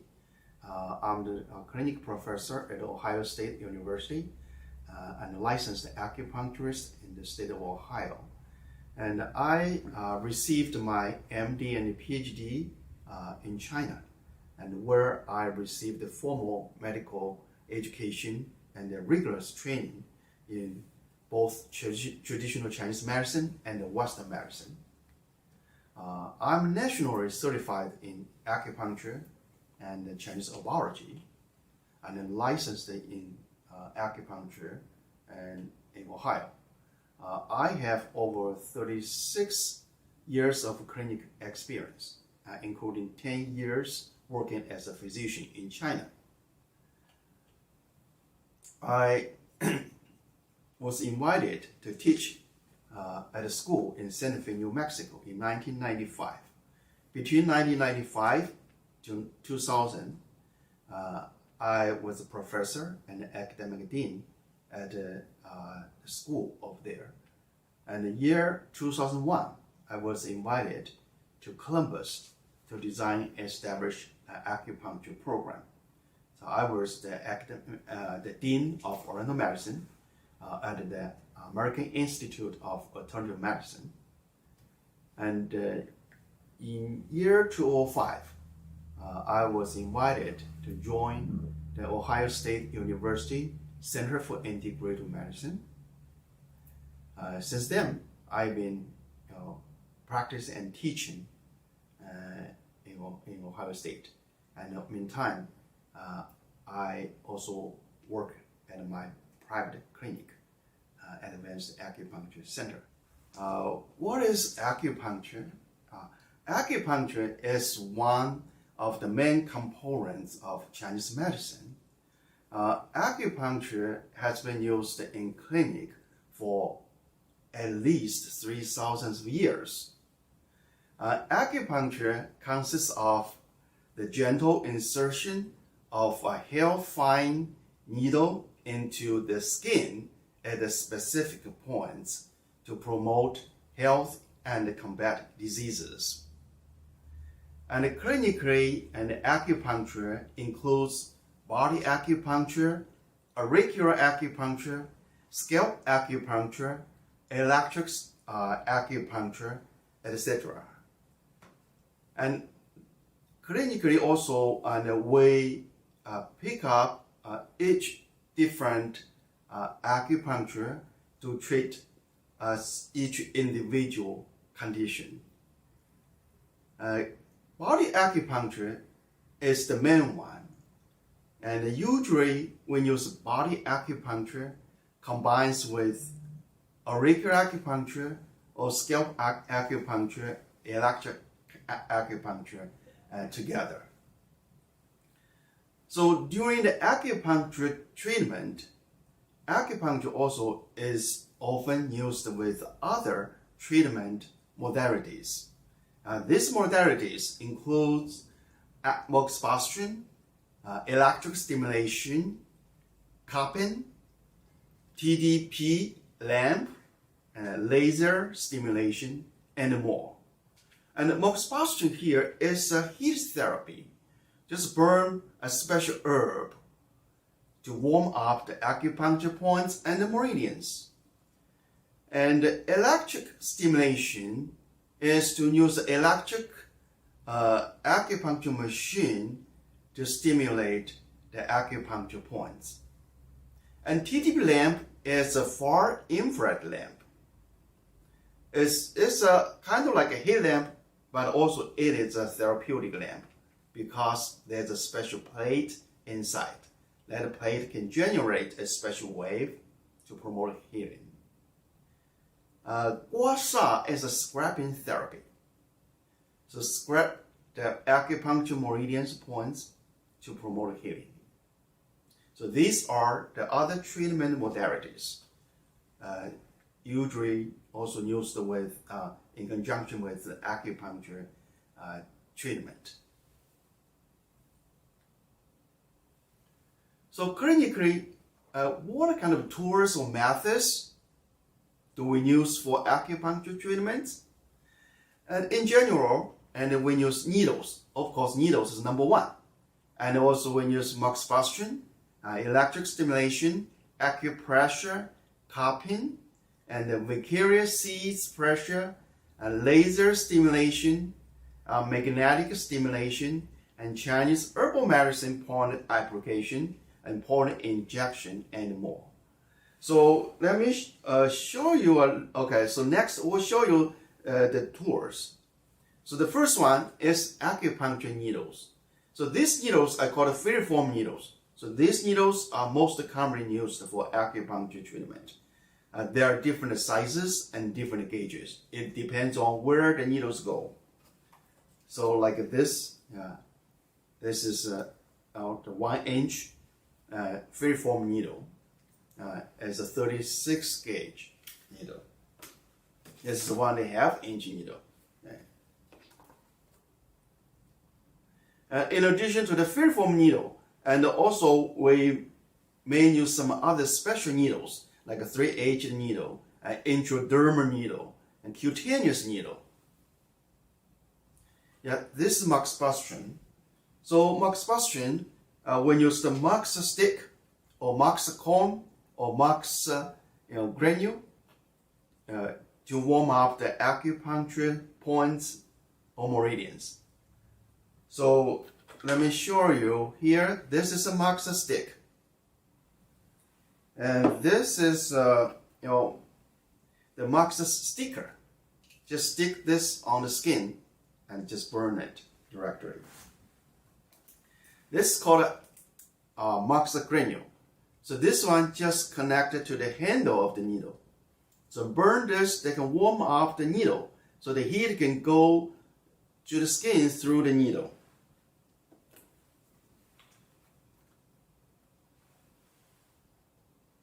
This is cupping. Cupping. So this is the cups when you, but this is the open file cup. And also we have this modern cup when you use the palm to make a vacuum inside of the cup. This is an electric acupuncture stimulation machine, and like this.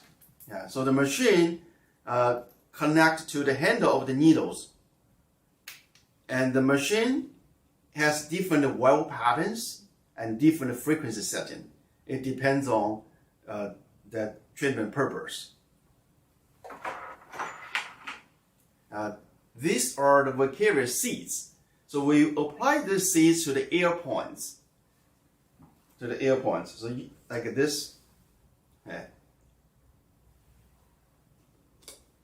And these seeds can stimulate the ear points to help weight management, help quit smoking, and treat drug addictions and pain management. Now, this is the laser acupuncture device. So it's a small device, and so this one has a laser beam. The laser beam can stimulate the acupuncture points. So these are the tools, the methods we used to stimulate acupuncture points. So we know acupuncture has been used in the clinic for thousands of years, but still exists. It must have something right. What a right thing? Because acupuncture, they can help treat different conditions. So what can acupuncture help? In general, acupuncture can be used to treat acute and chronic problems, as well as provide preventive medical treatment. So according to a book called Modern Disease Manual of Acupuncture and Moxibustion Therapy, about 461 conditions can be treated by acupuncture. And the World Health Organization cited 43 conditions for acupuncture treatment. So this is the book called a Modern Disease Manual of Acupuncture and Moxibustion Therapy.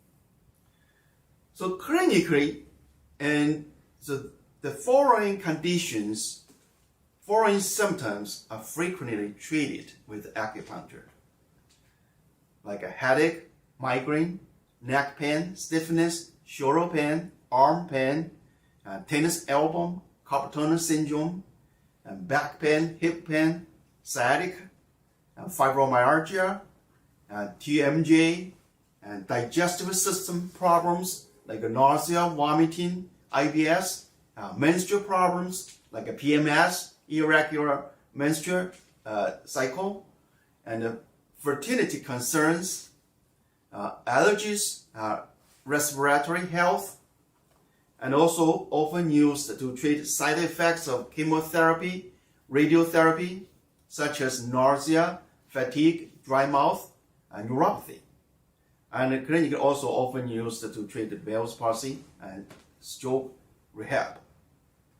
So we know acupuncture works very well for pain management, but pain is only one of the many issues acupuncture can relieve. So acupuncture has been used to treat a variety of medical conditions. And in the past 30 years, many clinical trials have been conducted. So a variety of fields or areas have been studied. So acupuncture has been proved to be effective in the treatment of many health issues. So acupuncture is one of the most widely recommended treatments in modern medicine. And in clinic, acupuncture procedure has 6 steps. The first step is to make a diagnosis. Next is to determine the treatment principle based on the diagnosis. And then pick up the acupuncture points, then work on the acupuncture points, then the needles remain on the points or with the intermittent stimulation. And then the last step is to remove the needles or other instruments. So there are 6 steps. So what is an acupuncture treatment like? So during the treatment, a very fine, healthy needles are placed at the specific acupuncture points. When the needles go into the skin, go through the skin, usually patients may not feel much. Maybe just like a very small, like a small pinch or like a mosquito bite. But once the needles are placed, usually the practitioner may stimulate the points by manipulating the needle. So at this moment, the patient may experience a sensation of tingling, vague numbness, heaviness, or dull ache in the area. Some people also may experience a sensation of energy spreading and moving around the needle or radiating from the needle. So these are positive signs that the treatment is working. And also, patient usually is laying on a comfortable table or in an easy chair. So often, patients will become very relaxed and fall into a light sleep during the treatment session. Is acupuncture painful? We know many people are scared of having acupuncture treatment because of the use of needles. But in reality, acupuncture needles are hair fine, much thinner than the needles used for shots or blood draws. So in most cases, patients may not feel the insertion of a needle, or it may feel just like a small pinch or a mosquito bite. And I would say 95% times is painless. At some points it could be a little sensitive, but it's not a big deal. Is acupuncture safe? Acupuncture is extremely safe if it is performed by a qualified practitioner. So what is a qualified practitioner? So the practitioner, at least they should have a license. And FDA regulates acupuncture needles for use by licensed practitioners.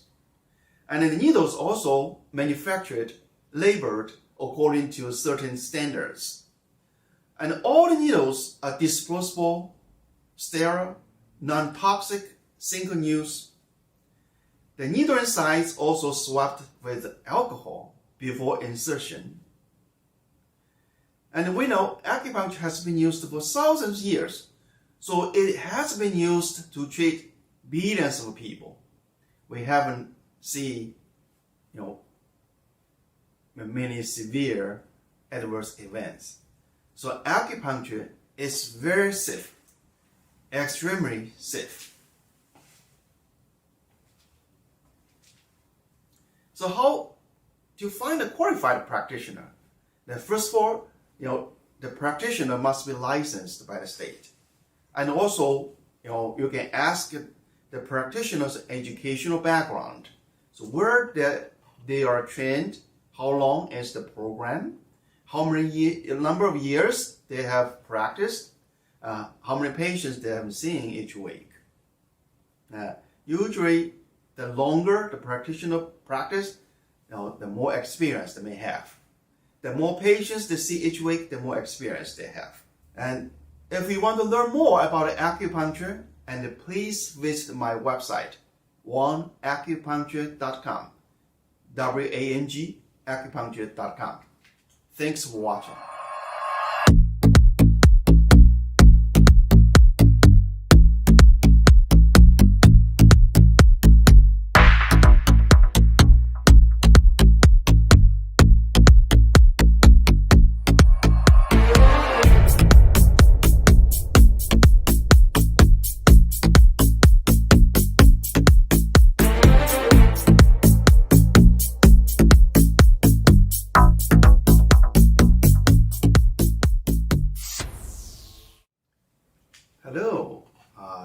this is Dr. Wang.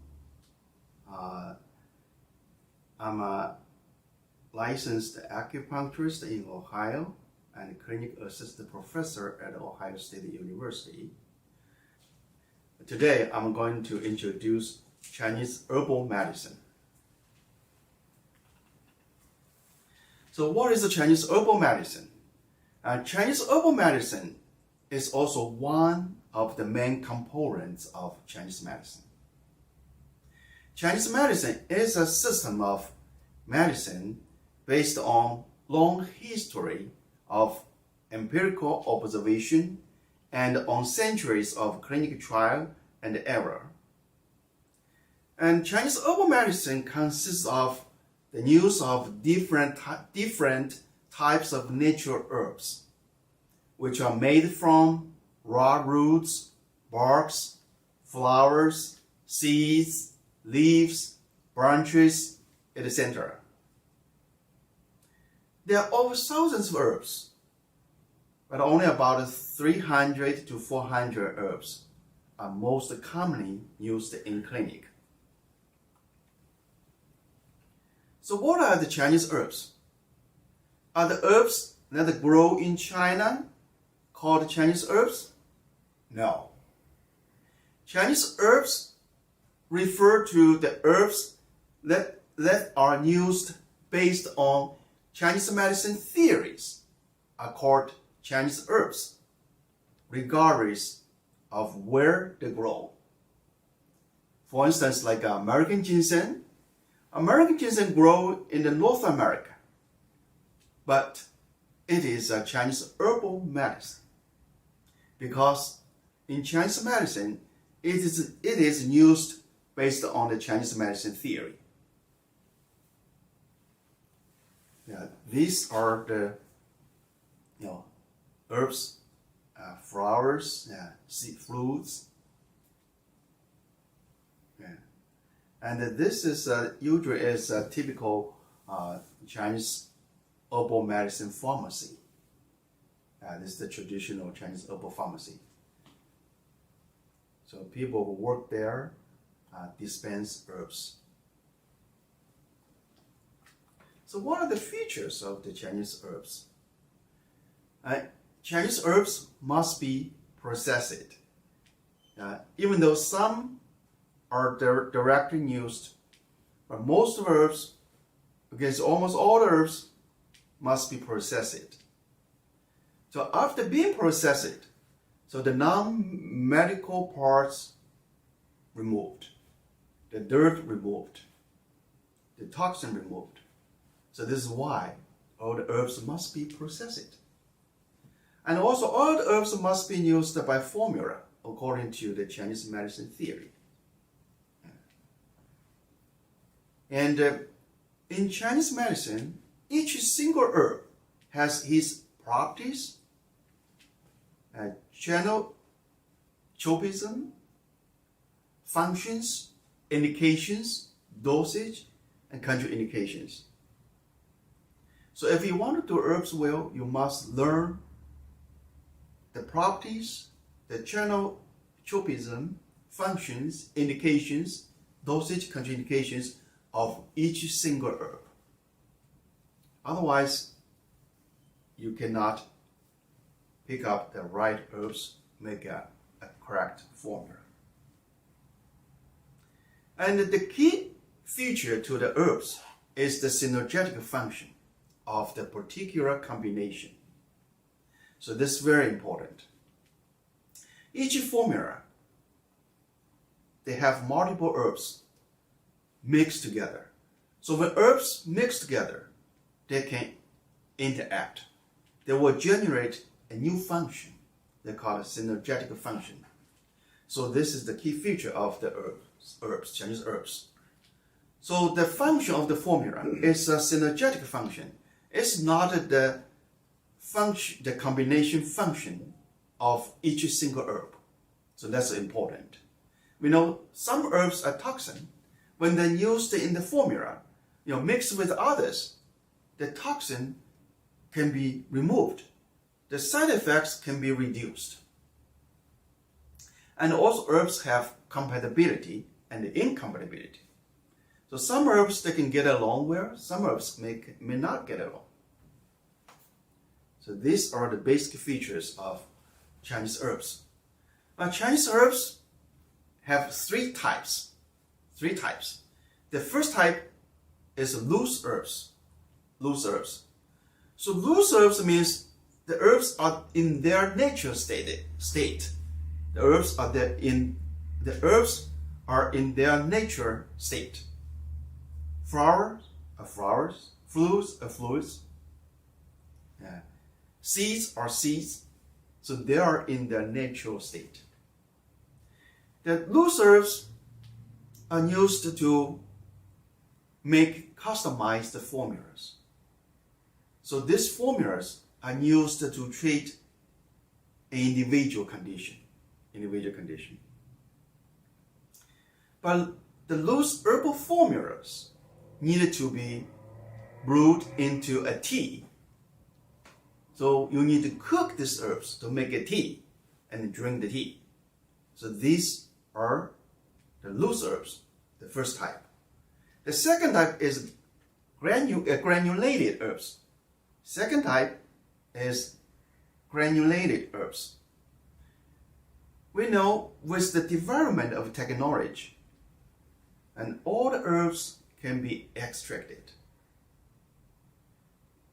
So the granulated herbs are highly concentrated, powdered extracts. They are also single herbs. The use of the granulated herbs are very similar to the loose herbs. So we can use the granulated herbs to make a customized formula to treat an individual condition. But the granulated herbs don't need to cook. So the patients just need to mix the herbs with water and then drink the tea. So it's very convenient. Because of their convenience of preparation and their portability when traveling, so the granulated herbs now are become more and more popular. The third type herb is patent herbs. So the patent herbs are pre-made herbs. So they're pre-made herbal formulas in tablet, capsule, and pill form, etc. So these pre-made herbs cannot be modified. So they cannot used to treat an individual condition. So they are kind of like a medication.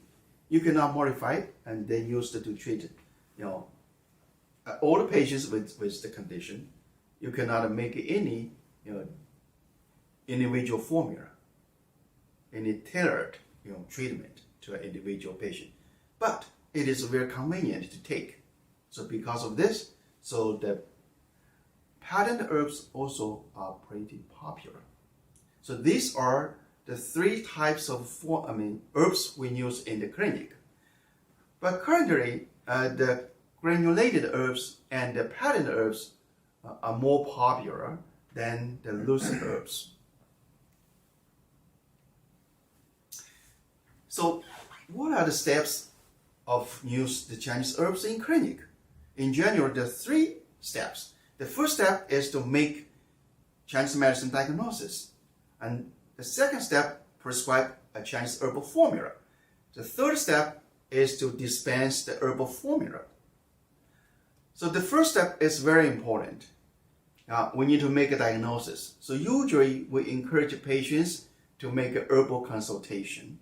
So the practitioner will take your whole medical history, will do the physical exam, will check your tongue, check your pulse, will do the whole body analysis, and then make a diagnosis of your condition, and then, prescribe a formula, and then dispense a formula for you.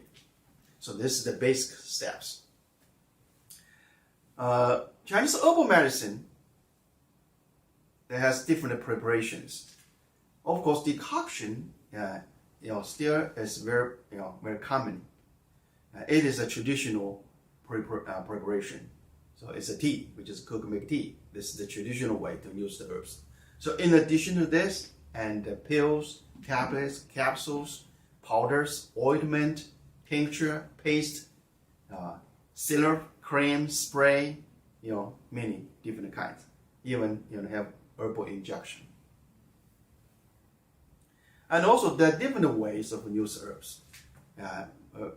Mostly, of course, use mouth, so oral herbs. This still is the number one. And also we have topical herbs, topical use herbs through the skin, through the tongue, and a rectum injection. So there are different ways. But the oral way still is the most commonly used way. So what are the benefits of Chinese herbal medicine? Why we should take Chinese herbal medicine? And in China, Chinese herbal medicine is kind of like a medications. So they are medicine. So we use them to treat diseases, not a supplement. So in China, the Chinese herbal medicine is similar to the pharmaceutical system in the US. So the Chinese herbal medicine can be used to treat, used in all medical fields to help a variety of health issues. Chinese herbal medicine can be prescribed and taken on their own without having to have acupuncture treatments. But clinically, Chinese herbal medicine are often used with acupuncture treatment to support the healing process. So the Chinese herbs, they're often used with acupuncture treatment together. So they can help to support the healing process. Do the Chinese herbs have side effects? Of course, herbs have side effects. So in general, the herbal side effects are less than most of the medications, but it still have side effects. Especially, some herbs may carry the same dangers as other pharmacologically active compounds. So if we take some herbs with some medications together, they may have an interaction. So we need to be careful. So usually we require patients to bring the list of medications and supplements they have to be taken to the practitioner. So that's important. Can herbs be used with prescribed medications? In most cases, yes, they can use. But it depends on what herbs and medications you are taking. So have to check. So that's very important. Since herbs have side effects, so herbs must be prescribed by qualified practitioner.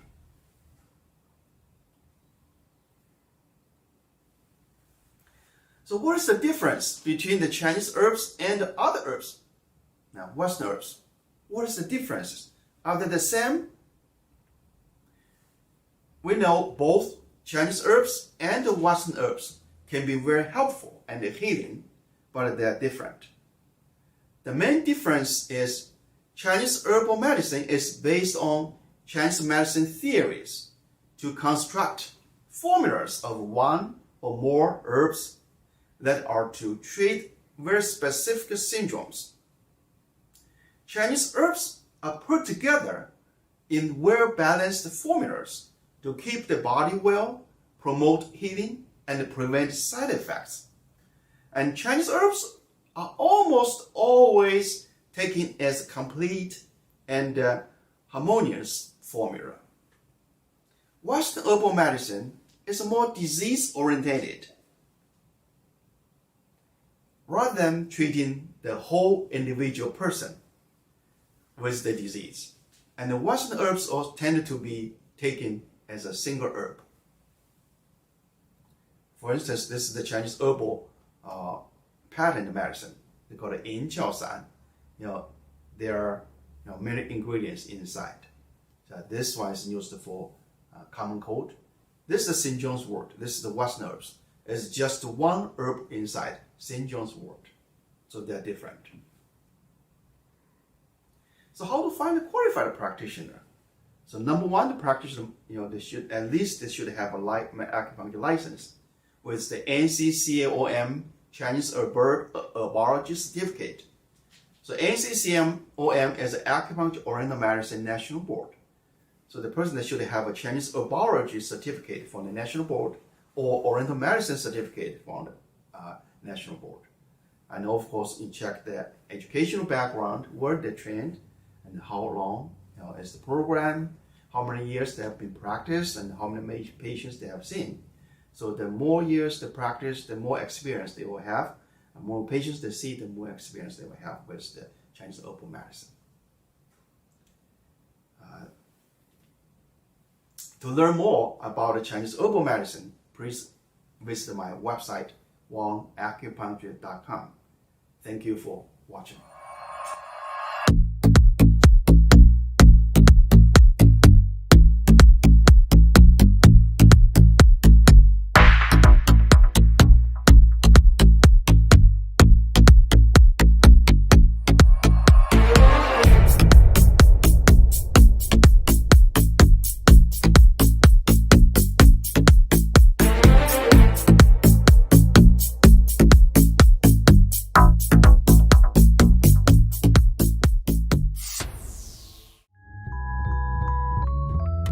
It feels so good to be cared for. Back up now, just a little more. The feeling someone's always there, just to show how much they care. The feeling you're not alone. Now she's a part of your home, with so much to protect each day. Caring goes a long, long way. Nationwide is on your side. We're for people, the pioneers, the underdogs, the players, and the slow and steadies. We're for people, for who they are and who they could become. Yes, we're a bank, and some say our business is all about money, but that's an old idea. Because look past the money, and you'll see real human lives. We see it, because we're for people. Huntington, welcome.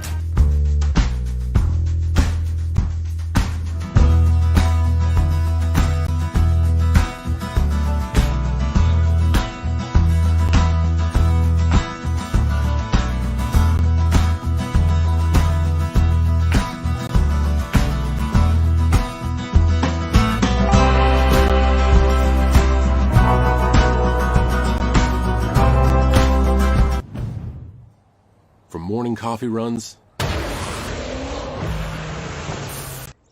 to family trips, away games, campouts, and weekend projects. No adventure is too big for the Honda lineup with available all-wheel drive. Contact your Honda dealer to learn more or shop online. Here's to the everyday breakthroughs, to the scientists and innovators who discover them, the curious and courageous who won't give up and never let go. At CAS, we celebrate their journey, providing hindsight to build upon what others have done, delivering insight to accelerate progress, revealing unseen connections and foresight that lead to a better future.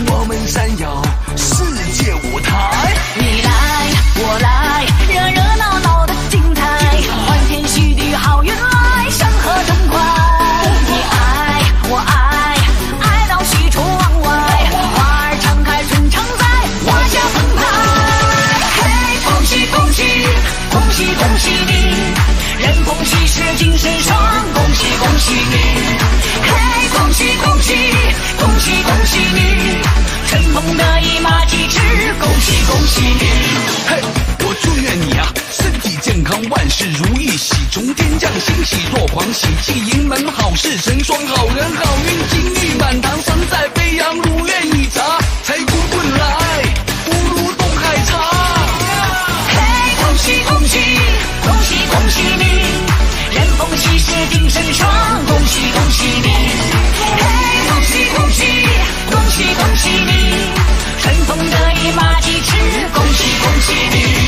嘿，恭喜恭喜，恭喜恭喜你，人逢喜事精神爽，恭喜恭喜你。嘿，恭喜恭喜，恭喜恭喜你，春风得意马蹄驰，恭喜恭喜你。恭喜恭喜你。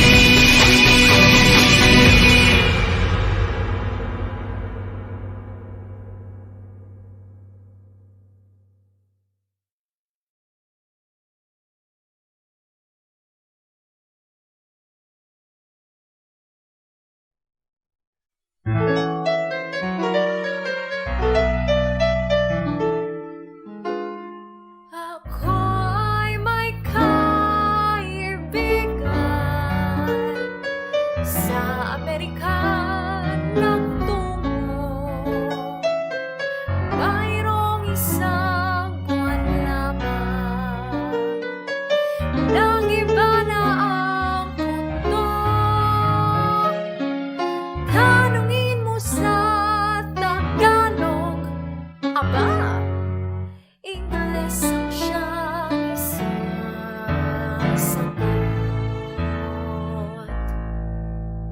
Si Luis ba'y nagbalik buhat sa USA? Kung magbihis at mag-usap ay OA, kamusta po kayo? Waring nagbibiro, ang feeling at kilos parang Kano. Minsan lamang itong nanggaling sa abroad. Pag pinati suplado kung sumagot, mabuti pa kayong lahat nandito na naninirahan. Magalang kanino man, napapansin ang ugali ng ilang nating kalahi, nang makatuwid ng dagat ng malaki na agad. Nakausap ko ng minsan tungkol sa konsulta sa kaputo.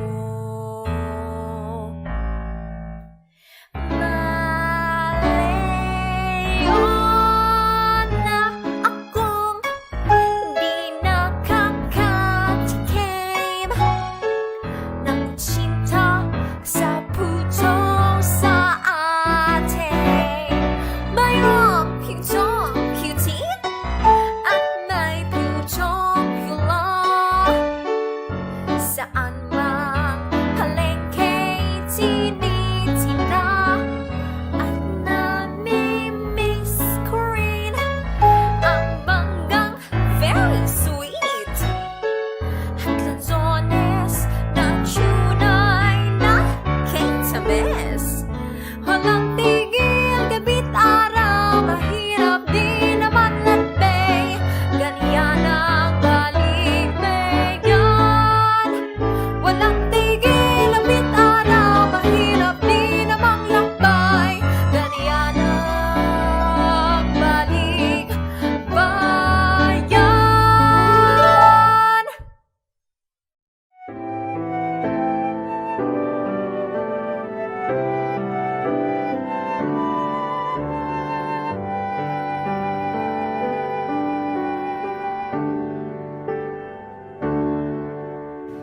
Sa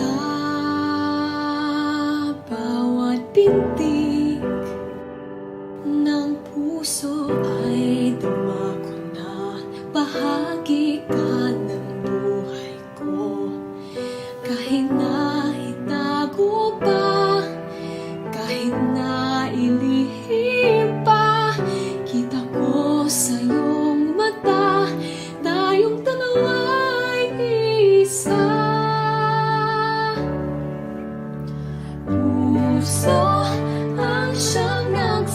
sabi na ika'y kahati ng aking kaluluwa.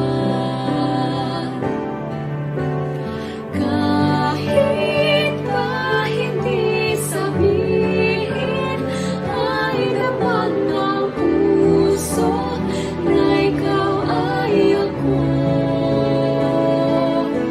Wagas na pag-ibig ay di magbabago.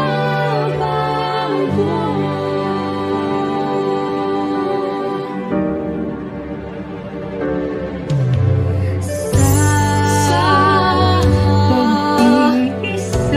pag-iisa, madadama ko na ka. Sa isip ko'y kasama ka. Di madaya ang puso sa lukso ng aking dugo. Tunay na pagmamahal ay hindi maglalaho. Puso bang siyang nagsasabi na ika'y kahati ng aking kaluluwa. Kahit pa hindi sabihin, ay damang ng puso na ikaw ay ako. Di ko madama sa puso na pag-ibig ay di magbabago. Ikaw ay ako. Puso ang siyang nagsasabi na ika'y kahati ng aking kaluluwa. Kahit pa hindi sabihin, ay daman ng puso na ikaw ay ako. Wagas na pag-ibig ay di magbabago.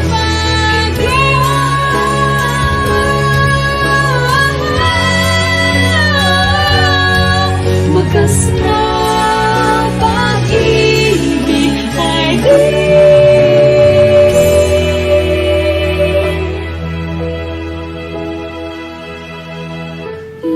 magbabago.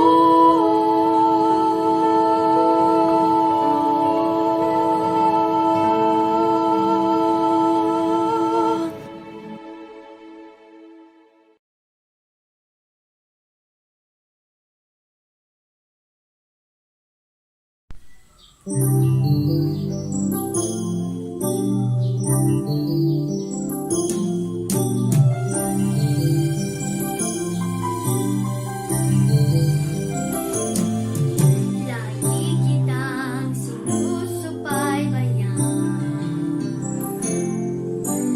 Nananaginip na balang araw ay maging katulad mo. Nagbigay ng dangal sa bayan ko.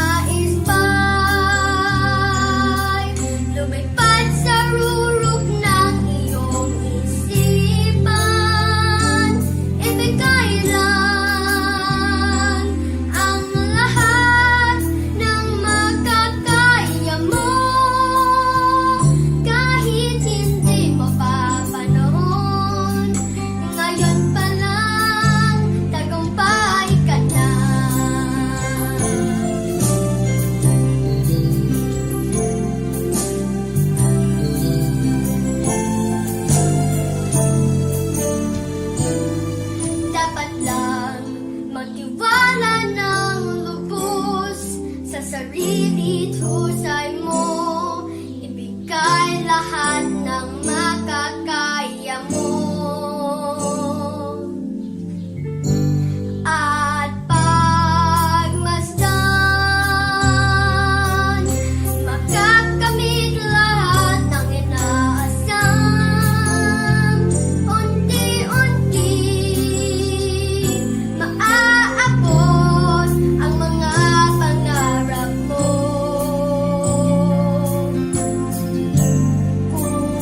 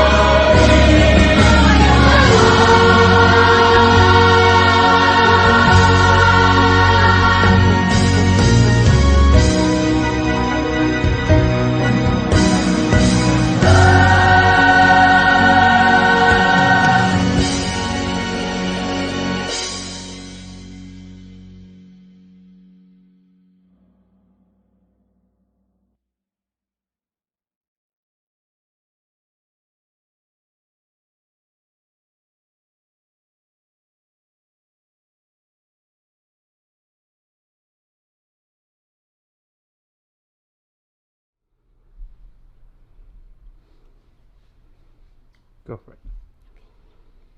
The guzheng is one of the traditional plucked instruments in China, with a history of more than 2,000 years. Its music is both beautiful and involves a strong performance. It is often known as Chinese piano. The Columbus Guzheng Ensemble, founded and directed by Joanna Lee, is a folk string group based on the traditional instrument guzheng. Our ensemble is committed to the direct display and the exchange of Chinese culture through music performances, with a variety of changing styles and productions. We welcome children and adults of all ages to join. Now let me enjoy the Lilia Zhang, Alina Zhu, and Rachel Zhu. So now they are playing harness, gongs, and drums. The composer is Zhu Ji Li. Performance by Columbus Children Ensemble.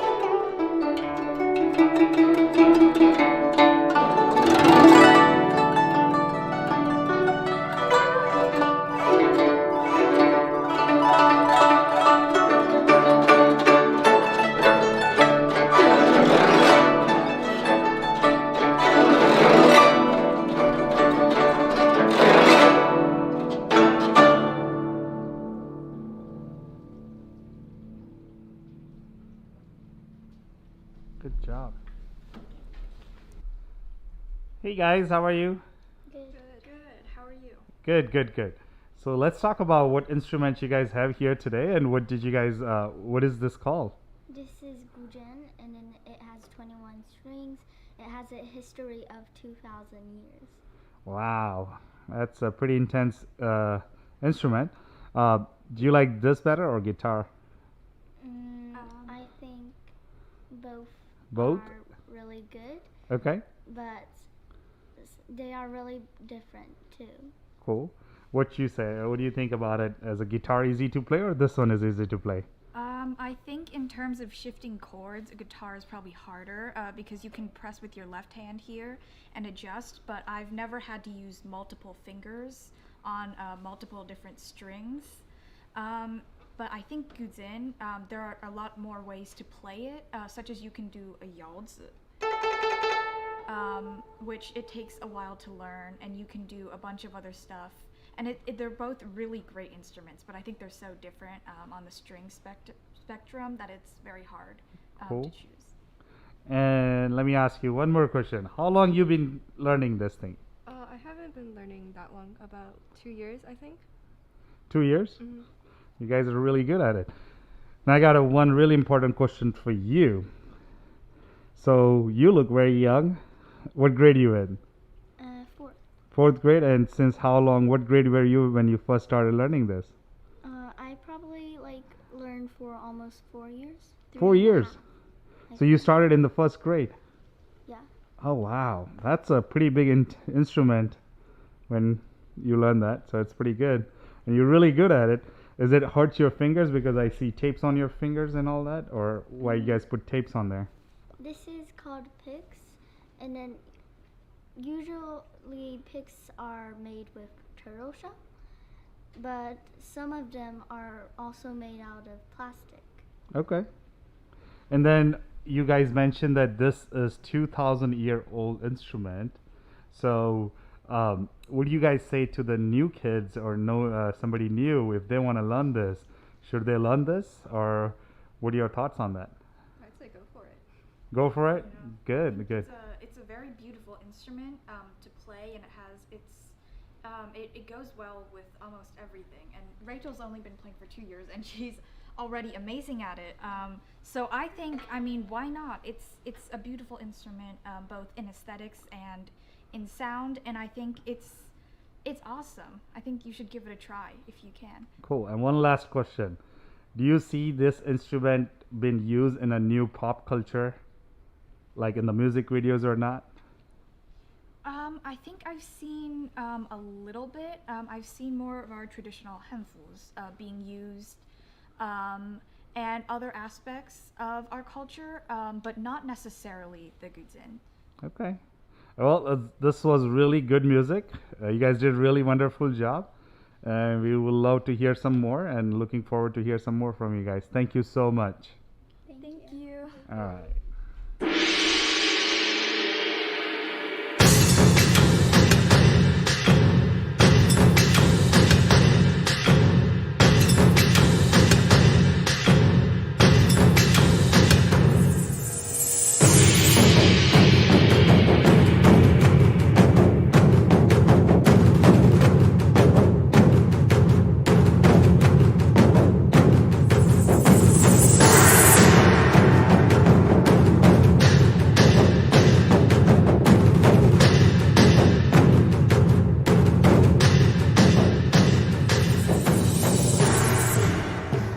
A sustainable energy strategy today can lead your business to a reliable and affordable clean energy future.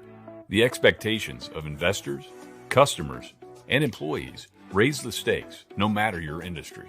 How will you meet the challenge? Partnering with AEP is a great first step. Our geographic diversity brings unique opportunities to generate energy by capturing the wind and absorbing the sun's rays. Our reach is an advantage for all our customers. Between now and 2030, we're adding more than 16,600 megawatts of regulated wind and solar to our offerings. Companies across all industries are joining the electrification movement, and we're leading the way. By supporting our customers in replacing and upgrading their industrial and commercial equipment, we're empowering the transition to a sustainable, reliable, clean energy future. Our own fleet of cars and light-duty trucks will convert to electric options by 2030. Medium and heavy-duty vehicles will convert when EV and hybrid options become available. As a founding member of the Electric Highway Coalition, we're building a network of high-speed chargers to make cross-country travel in EVs seamless and hassle-free. Our partnership with ChargePoint brings the most comprehensive EV charging network, with solutions for every type of business and experts who can connect you with the right solution and guide you through all the logistics. If you're considering adding EV charging capabilities to your new or expanded facilities, we can help. We also provide analysis of distribution circuit capacity for your targeted sites to help you make informed decisions. No matter where you are in the site selection process, count on us to help. Together, we can achieve a reliable, affordable, and clean energy future. Connect with us today, 1-800-360-7483 or aeped.com. Mark is the best husband and father you could ask for. He's just a big kid. Best man at my wedding. Just gotta keep him off the dance floor.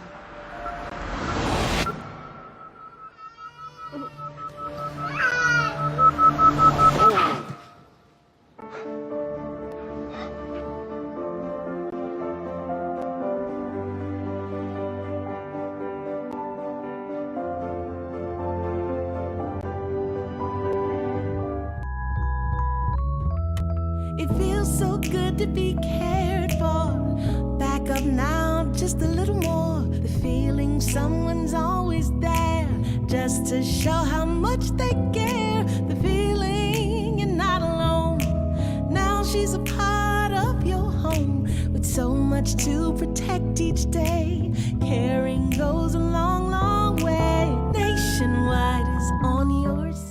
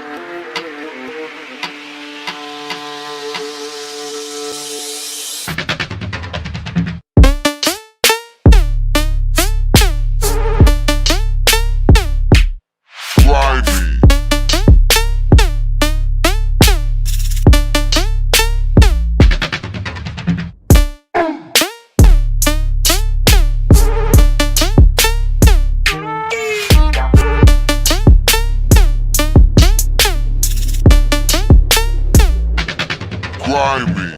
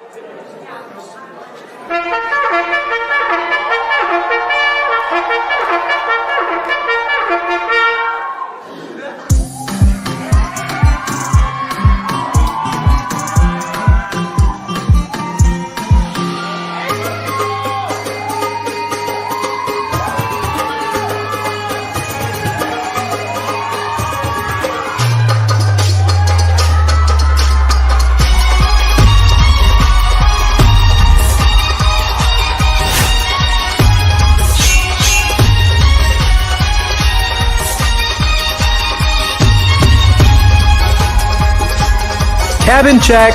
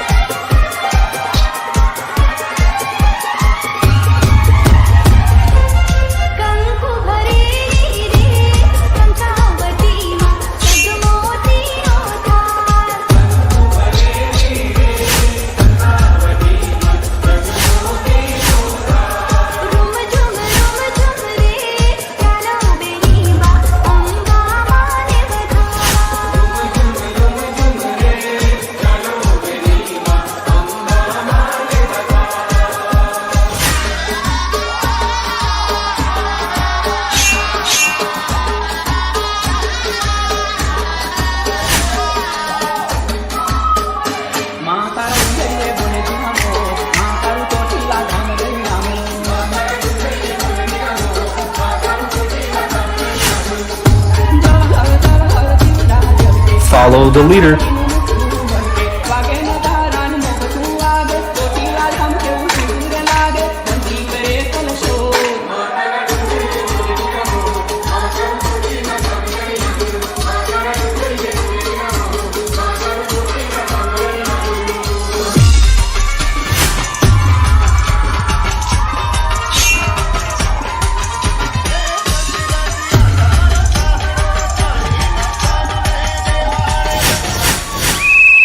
Simon says, let the beat drop.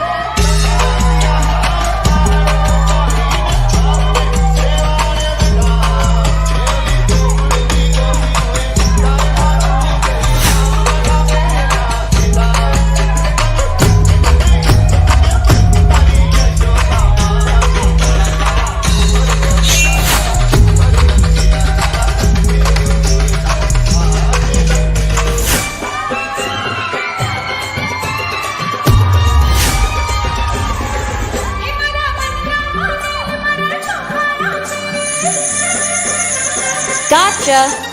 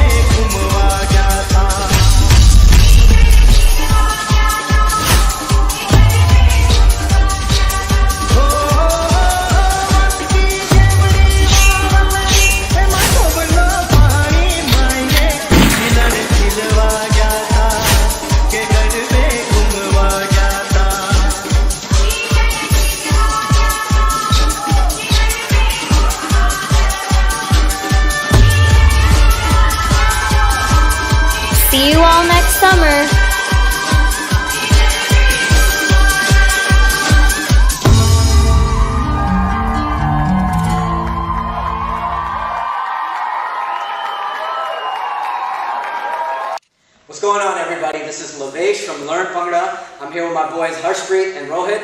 We're about to teach you a tutorial to one of our newest choreographies. This is Guzare by Sudesh Kumani and Anayx Beats. Love this song, absolutely hype track. So we're going to show you some nice intermediate level Bhangra where you get to use some of the beginner steps you may have already learned, but then add some variations to it to make it a little bit more difficult than just the base level.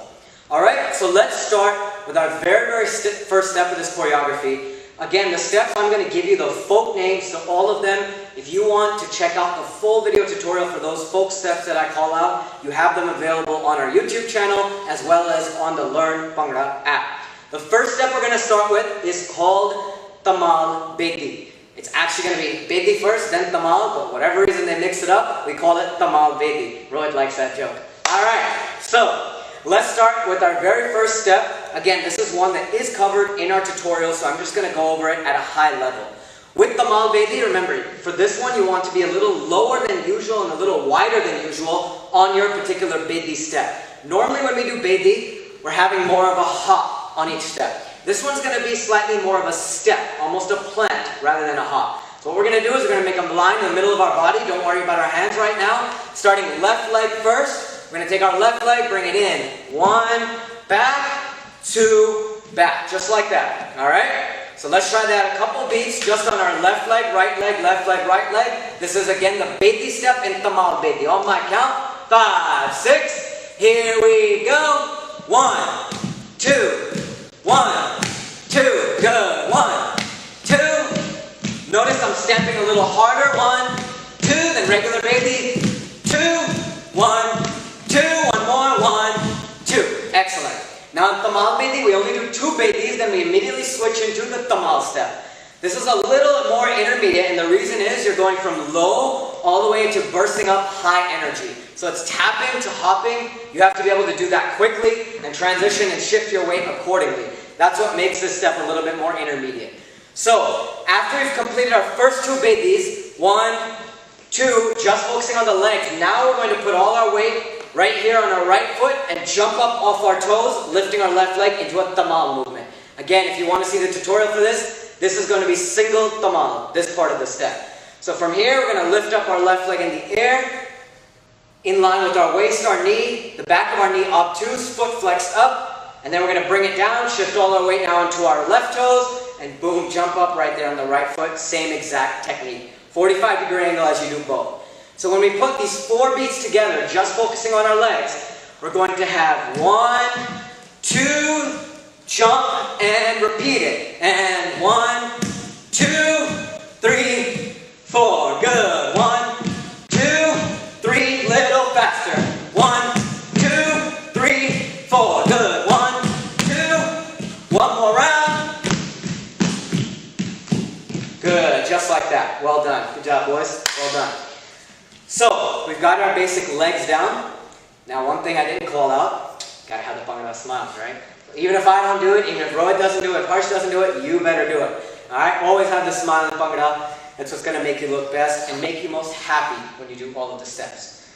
We've got our legs down, now let's move to our upper body, incorporating our hands into this. For the first 2 beats, we're gonna do our basic Bedi clap. Again, our tutorials for Bedi, you can find them in the Learn Bhangra app or on our YouTube channel. We're going to bring our arms around in line with our chest. Clap, clap. With the shoulder hit, and shoulder hit, and shoulder hit, and shoulder hit, and shoulder hit. Good.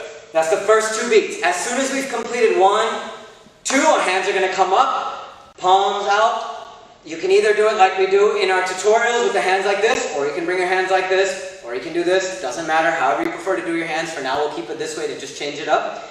Thumbs pointing out, and with again our shoulders, and 3, and 4, right? You want to make sure it's and drop, and drop. So the total 4 beats together of Tamal Bedi, and in our choreo we're going to do this twice, so a total of 8 beats. We're going to start 5, 6, here we go, and 1, 2, burst up, 3, back down, 1, 2, good, repeat it again, 1, 2, now let me get those smiles, that's it, last one. Perfect. Alright, so that's the first 8 beats of our choreography. You got it. Now, we're going to continue on before adding music. Let's get up to 16 beats. Just to make sure we've got this together. Okay? So, after this, after we've now completed our tamal bedi, we're going to go into a step called sami. Sami is also somewhat of an intermediate step. It utilizes the same tamal movements that you do with your legs, with a little bit of a turn and angle, but the upper body is going to be what's a little bit more tricky, because we're not going to count simply and 1 and 2. Now we're going to start to count 1, 2, 3 with our upper body. And that predicates a different type of shoulder movement than what we do typically on our tamal steps. Typically tamal and bedi go and 1 and 2.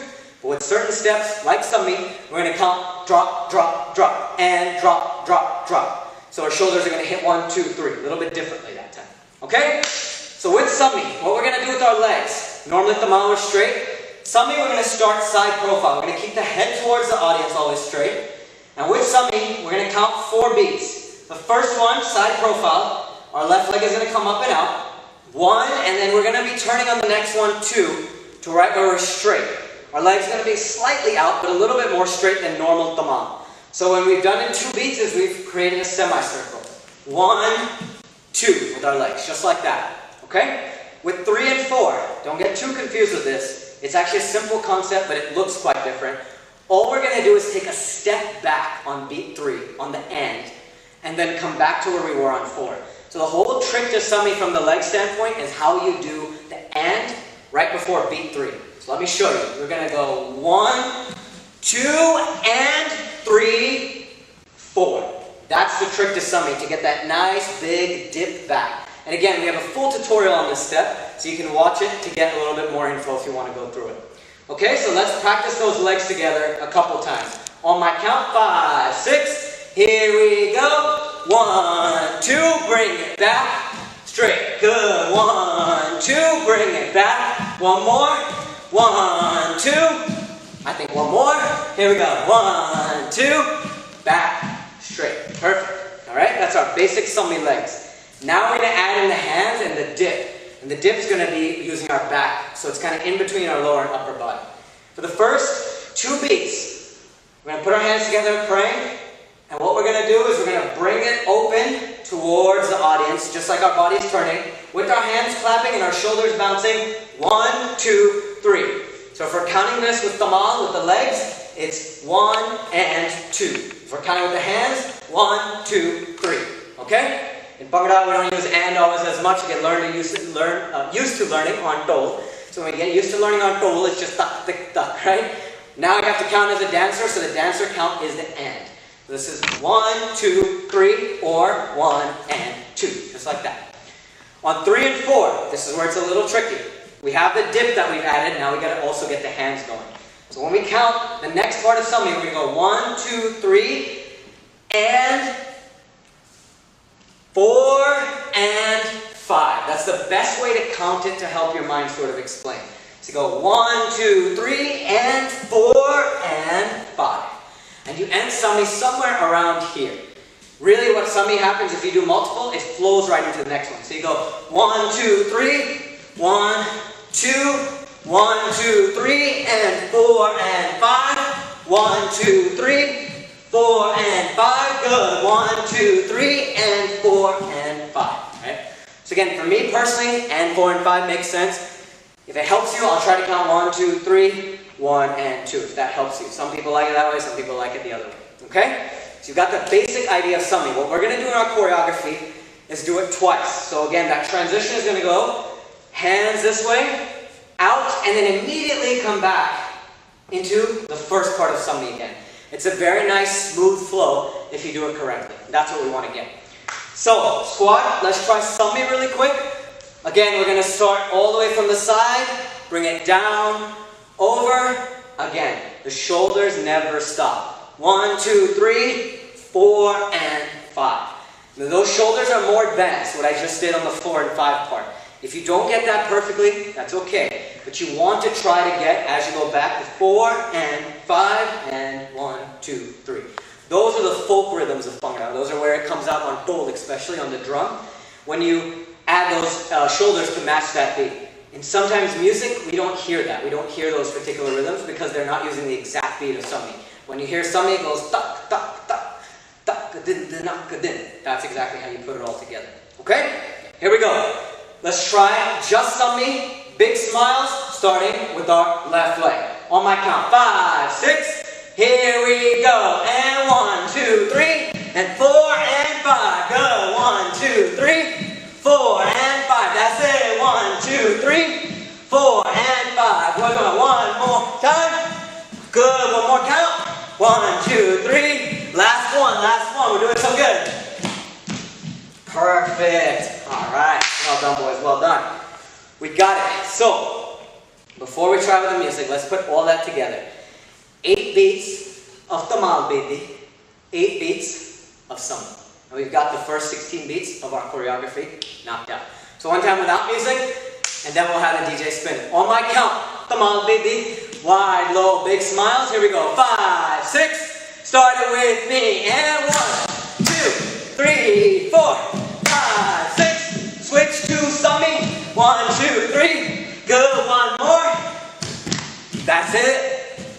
Boom. Well done. Well done. All right. I think we're ready. Let's try that with music. DJ, spin it for me. Here we go. 5, 6. Here we go.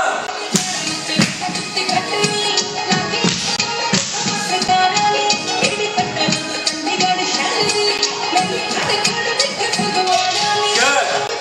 Sit right there. Well done, everybody. Again, you can always just rewind this. Practice it again. All right. If you need to, some extra, run as many times as you can. This is one of the most fundamental parts of the choreo. Gives you a good basis with the legs, so run that through. All right. The next step that we're going to do is a step called Jata. Jata is not in our Learn Bangla tutorials. It's sort of its own little folk sequence, you can say. But we will go through it here. It's not so difficult from a technique standpoint, but to make it look really nice and powerful, you do want to practice it a few times, so we'll go through it right now. So after you finish your Sami, your hands are going to be up here. What we're going to do is on the last Sami, as we're talking 3, 4, we're going to put our feet together for a split second so we can jump up, power up, and get a nice high plant into our next step, which is Jata. So you're going to finish 3, 4, and boom, just like that. That's the Jata posture we want to be in. Okay? We're wide and low.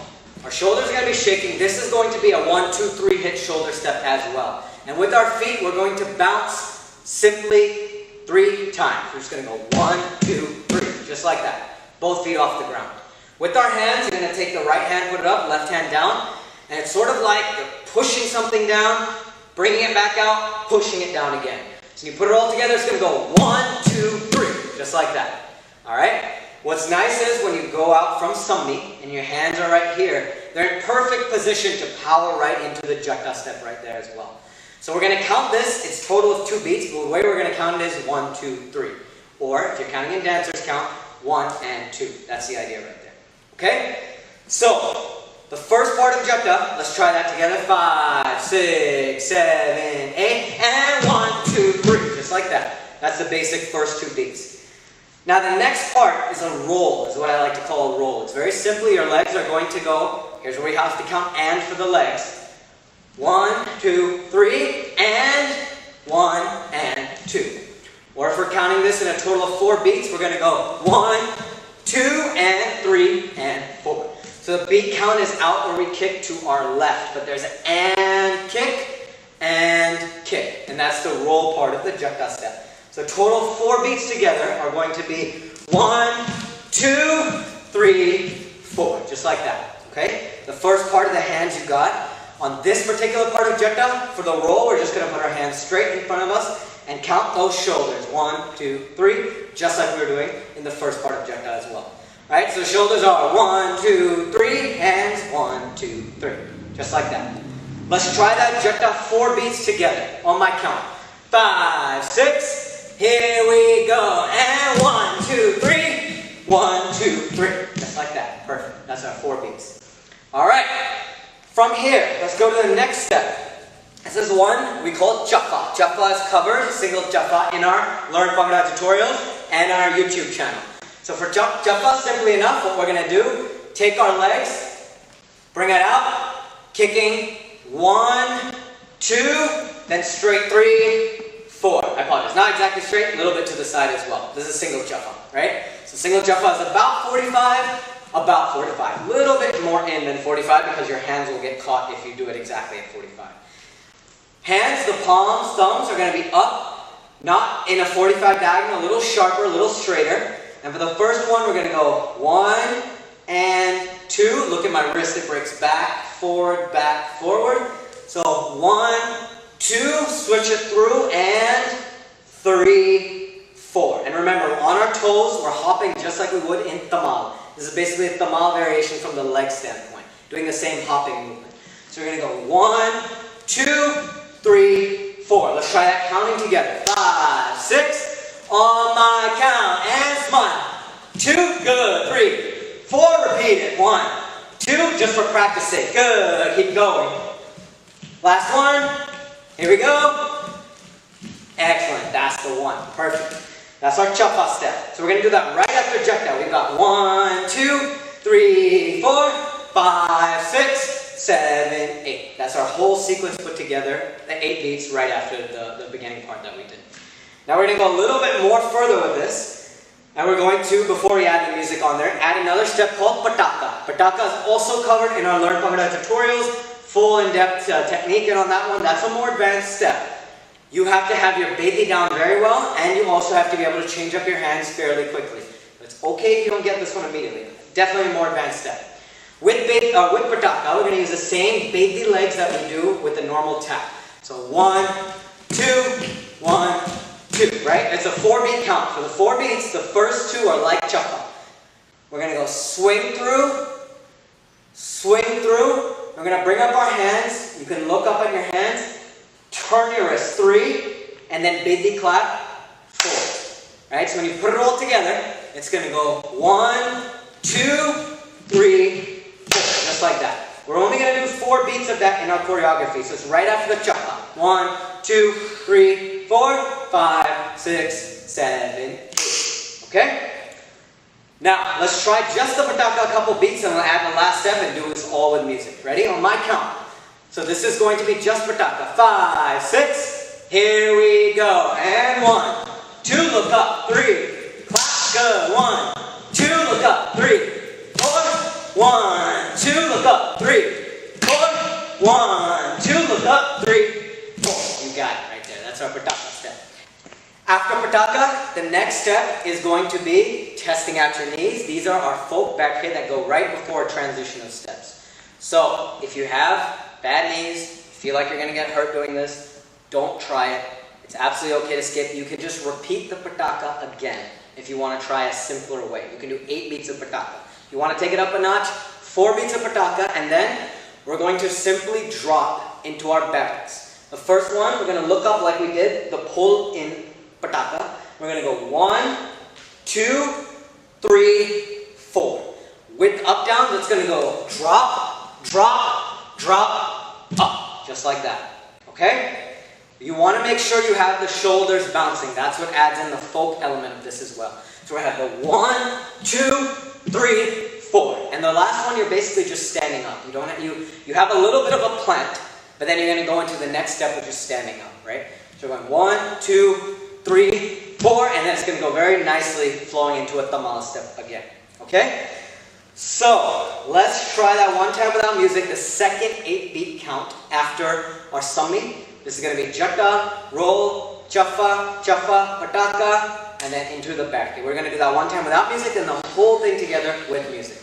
Here we go. We're going to start from jekta. 5, 6, here we go. And 1, 2, 3, 4, 5, 6, 7, 8, pataka. 1, 2, 3, 4, 5, 6, 7, 8. Just like that. Well done. I think we're ready. Let's try that with music from the beginning. Go ahead, play for me, DJ. Here we go. 5, 6. Come on, baby.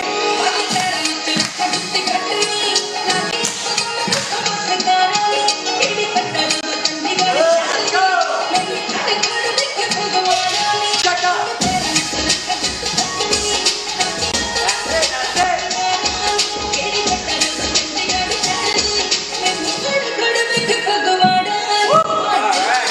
How are we feeling, boys? Everybody good?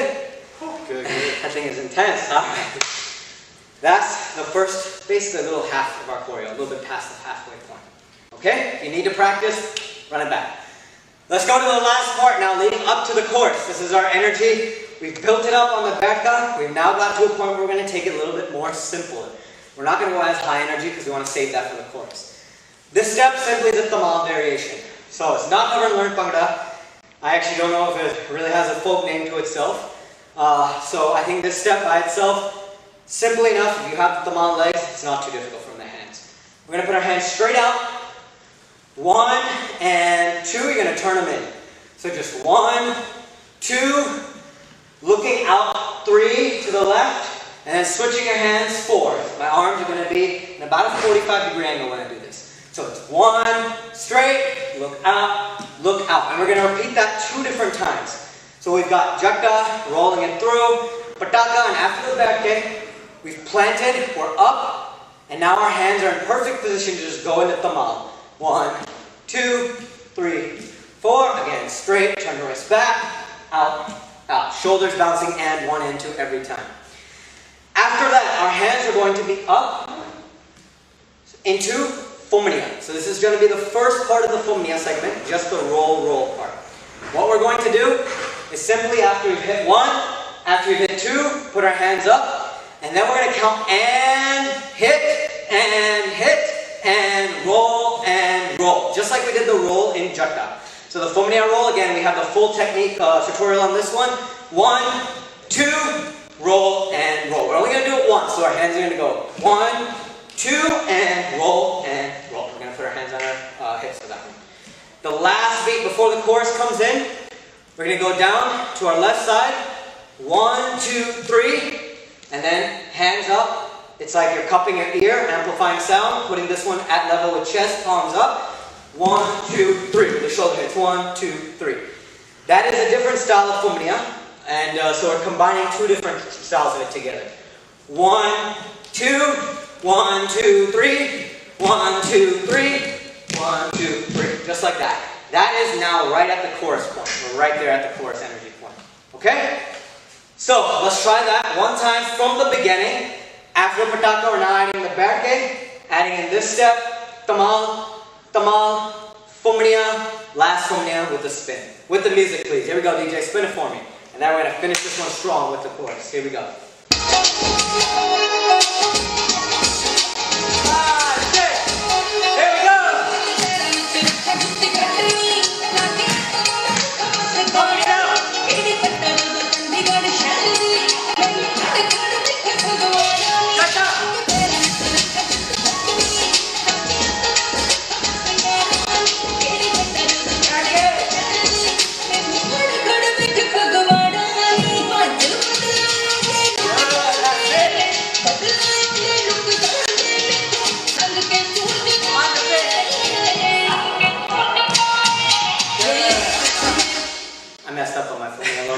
But then the boys had it, so it's okay. I get a pass on that one.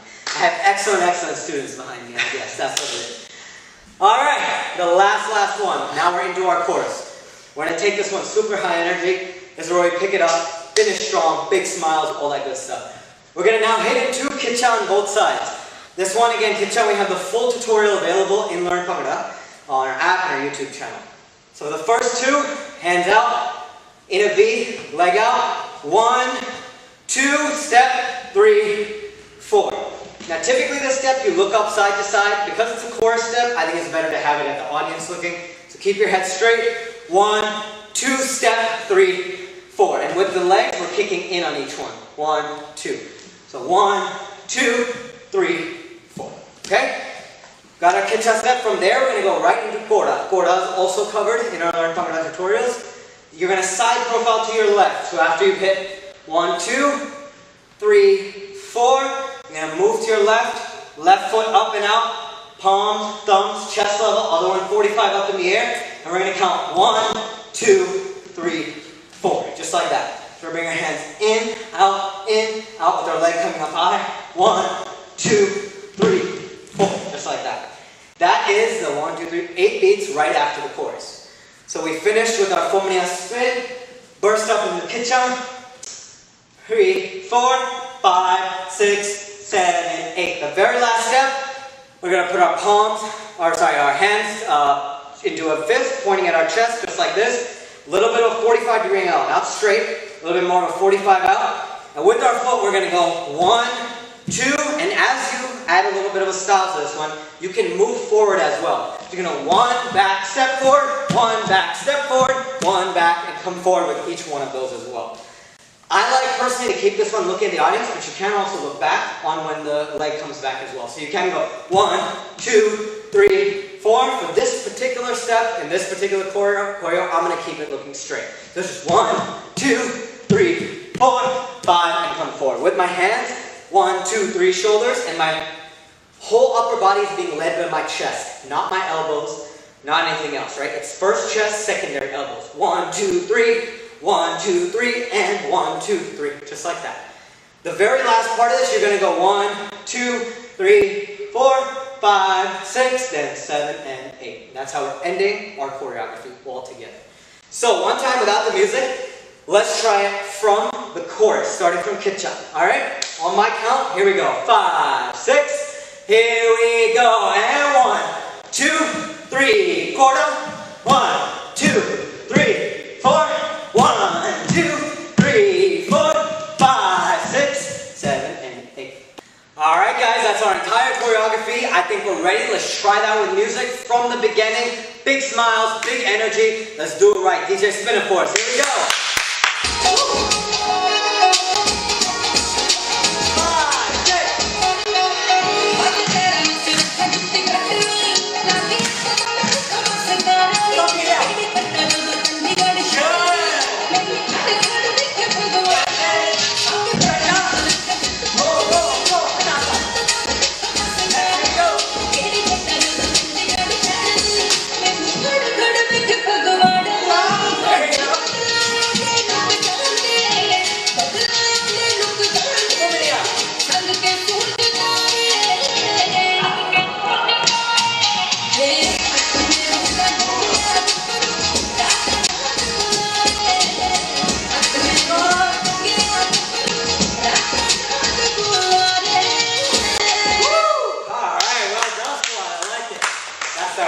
For you.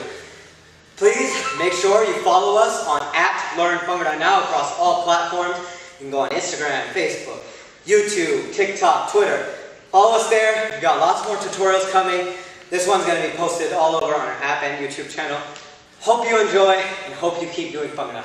Take care.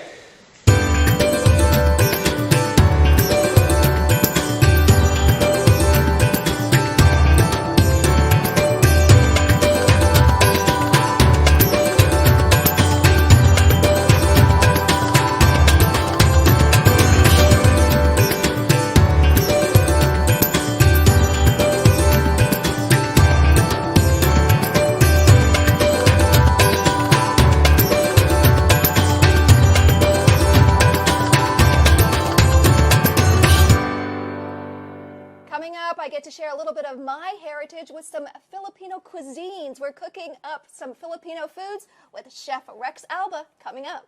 Yes. Now let's meet Chef Rex Alba. He's the Bistec chef, and this weekend he'll be making foods and cooking up delicious foods from the Philippines. My favorite. Now, Chef, I make a few things. Because I'm Filipina, I can make lumpia. I do a little bit of siupao, some pancit, fried rice. That's about it. You have high level skills in cooking. Not really. But what are you going to be making for us today? So today I want to make pork sisig. We'll make a sizzling pork sisig. So it's very, we serve this with our U.S. Air Force back in the Philippines when they still have an air base there in Pampanga. So we're gonna use our ingredient here, our pork face, pork cheek. We use some pork belly, pork ears, and then I already boiled this. I had broiled this, and then I chop it. I minced it. Sometimes if I'm tired, I just do the blender. It works in blender. And that's the basis for the food, right? Yes. Yes. Okay. All right. Yes. So you put that in there. Yes. So first we're gonna put our oil in our pan. So we already heated our pan. Okay. Now back in the Philippines, we're gonna modify because back in the Philippines we normally use some other ingredients, but we just use what we have here in Columbus. So like what other ingredients would you put in there that That's that not we're here? not using that here. Pork brain. Oh, pork brain. Okay, Yeah. yeah, let's not do that. Yeah. So, because in Unless it would make me smarter, then, yeah. Because in the Philippines, when they started serving this in the U.S. Air Force, they were just scrap porks. That's why they were throwing this out. And Filipinos, we wanted to use everything that we Right, have. no wasting. No wasting. So now, once we have our oil heat up, we're gonna put our garlic. Oh, and you like lots of garlic. I like, know. yeah, for Uh-huh. sure. And I miss our garlic. Okay. And I miss that. All right. So we're just gonna let it brown a little bit. And as that's going, talk a little bit about, now you're called the Bistec chef. Yes. What's that? What's Bistec? So since I'm from the Visayas region in the Philippines, and we call ourselves Bisdacs, or like if you're American, I'm a true American. So in the Philippines, if you're Visayan, we call ourselves Bisdak. Bisdak? Yes. All So right. Exclamation point. yes. And if you're wondering, I'm wearing this. What? I was just about to ask you about that. What's that little headdress? So this headdress is from the Igorots, or the indigenous Filipino people living in the mountains, and I used this when I had my run at the American Ninja Warrior. So How'd when you do? I fell short of a warp wall. So now once okay, All right. Got the garlic in. What's next? now we'll let it brown for a while, Okay. because you want to make sure that the aroma comes out. Oh, I can smell it already. It Yes. smells so good. Yes. Do you love lots of garlic in your dishes? I do. Garlic does not love me, though. Okay. All right. So I think that's good. Now we also minced our red onions. So I would say 1:1. I don't measure a lot. No, a true cook doesn't measure things. That's why I don't do a lot of baking, because with baking I need to measure every ingredient. With cooking, it's all good. And the foods in the Philippines, how would you describe our foods there? Depends, right? It's easy. It's really easy to learn the Philippine dishes, because first of all we use soy sauce, then vinegar, then a lot of dishes they use soy sauce, vinegar, ginger maybe, and also black pepper. So basically, if you can play around with those, with all your available ingredients, you can make a Filipino cook or chef. Yeah, all right? very flavorful. Okay. Yes. Now I'm gonna add a little bit of my minced ginger. Okay. All right. I'm not gonna add the whole ginger, because you don't want to overpower the dish with the ginger taste. So I'm just gonna give it a little hint of a sweet, spicy taste. Now. All right, you want to do that? Yes. Well, sorry, before we do this, can we close the window? I think I'm getting a little bit of a breeze on your microphone. There we go. All right. Yep. So next is the main ingredient. Yes. So this is we combined pork ears, cheek, and Want it also all pork in there? belly. Yeah. Yeah. I think you can. You have a lot of food later on to eat. We get to feed the crew. Yes. Yes. All right. So this is if you can see, this is the pork ears. So I boiled this first, then broiled, and before I minced them. So it's a little bit of process, and especially we need to get rid of the stubbles there. All right. All right, what's next? I'm gonna heat it up. Okay. Now, next is we're gonna add our black pepper, ground black pepper. All right. All right. Now, a lot of people don't combine both black and white, but if you combine both, it makes a difference. So I like to add also ground white pepper. Oh, Yes, okay. it's just a kick, especially with your soup. It's amazing. All right. All right. Now I'm gonna add some coconut vinegar. So there's a lot of coconut vinegars in Columbus that you can buy now. So just to give it a little bit of hint of sourness. Oh. Keep going. Are we doing okay?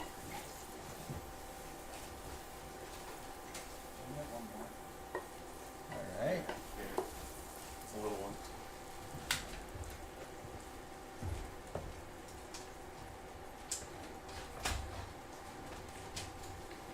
I can smell the vinegar. Yeah, and typically the sisig is also Alright. sour. Oh, okay. Kind of like a sour sauce. Mm-hmm. All right, let's go. Okay. All right, so we put. Don't worry about that. Okay. We got the vinegar in, You got a vinegar in. and I 'cause- can smell it. Smells sweet. Yes, and the original sisig they want it a little sour. Okay, So, sour and sweet. Yes. So now after that, now my secret ingredient, I just use a typical seasoning liquid. That's it. No secrets there. So if you want to stir it. Stir. Okay. Yeah. Oh, sorry. Oh. It's all right. Yeah. There you go. So would some people put soy sauce in here too? No, soy sauce is not different soy with this sauce. Okay. the seasoned liquid, and I like this because it's not overpowering, and Okay.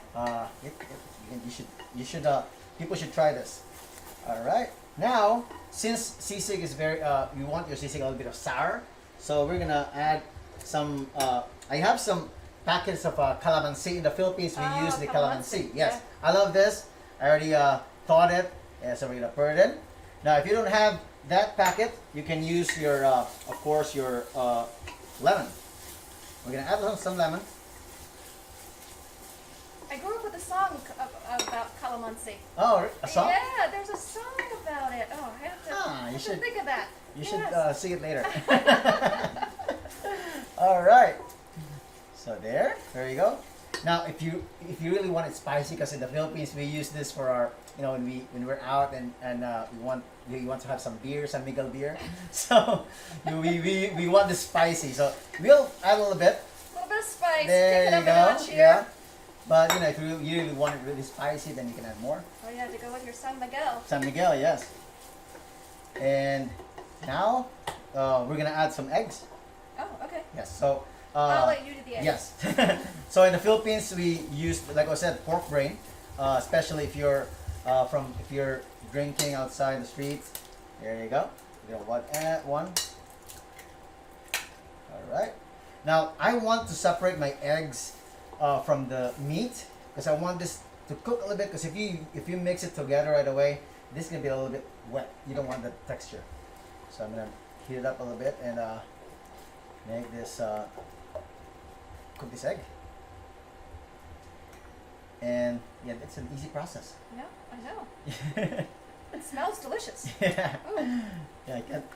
Have you eat sisig though? No, this is my first time to have sisig. Okay, all right. But back in the Philippines too, if you really want this authentic, you can add some chicken livers. And chicken Yes. livers. Yep. It takes a little bit of bitter taste, And the pork brain. Yes, the pork brain. Look at that. Now the best part is to serve this on a sizzling plate. Oh. So that's done. Oh, this is finished already. That's done. But Oh. we're gonna serve it on a sizzling plate. All Okay. right. Let me get that for you.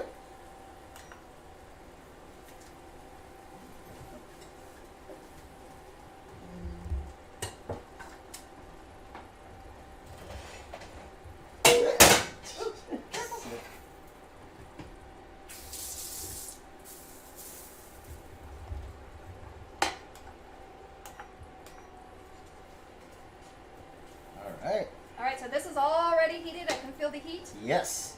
So we're gonna add a little bit of butter. Oh, okay.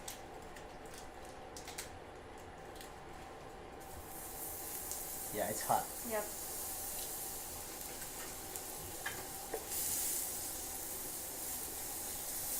So in the Philippines, in most restaurants, we serve it this way. So we can turn our heat off. Now we're gonna add our sisig there. There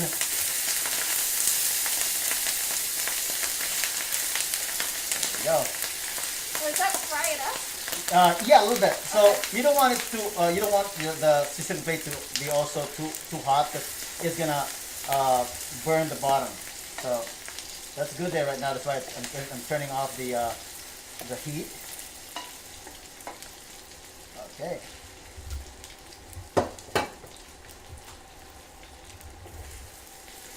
Okay.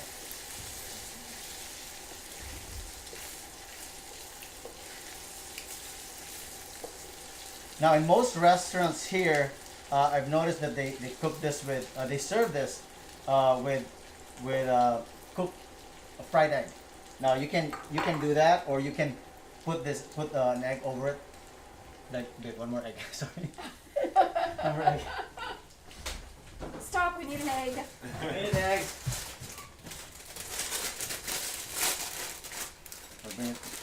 We'll bring it up a little bit. We'll put some pork rinds. Yeah. So it's gonna be crispy pork sisig. But you could open up the Chicharron. Chicharron. That's right. Yeah, I love chicharron. This is good brand. This is a good brand of Yes, chicharron? because Oh. it's like Oh, I better wait. Oh, no. You can, Oh, hold on. Crunch it here. one, this one. Okay. Oh! Ooh. Not good chicharron. That looks yummy. Ooh, that's got a flavor. Is there a kick Yes, to it? yes, it's got the vinegar, right? Okay. All right. Now, babe, right in set, babe, excuse me. Sorry. So now, we normally, like I said, we normally put some raw egg there, and that's what we're gonna do today. Okay. Right on top? On top of it, Okay. yep. Go for it. Does it with one hand. Oh. Oh, I saw Okay, the yeah. shell! You want to do it again? Do you want to do it again so there's no shell? Yeah, sorry. There was one that came in. Dang it. All right. I missed it. We won't show that part. That'll be in the outtakes at the end. Alright. Let's try it one more time. All right. Perfect. There you go. And now, I like this mayo. So we don't have any pork brain eggs. We're gonna do some mayo. And to top this, I'm gonna put some lemons. And if you want it spicy, we have our chili. Plus, we're gonna add some chicharron. Yeah. Pork rinds. Chicharron. You like pork rinds, right?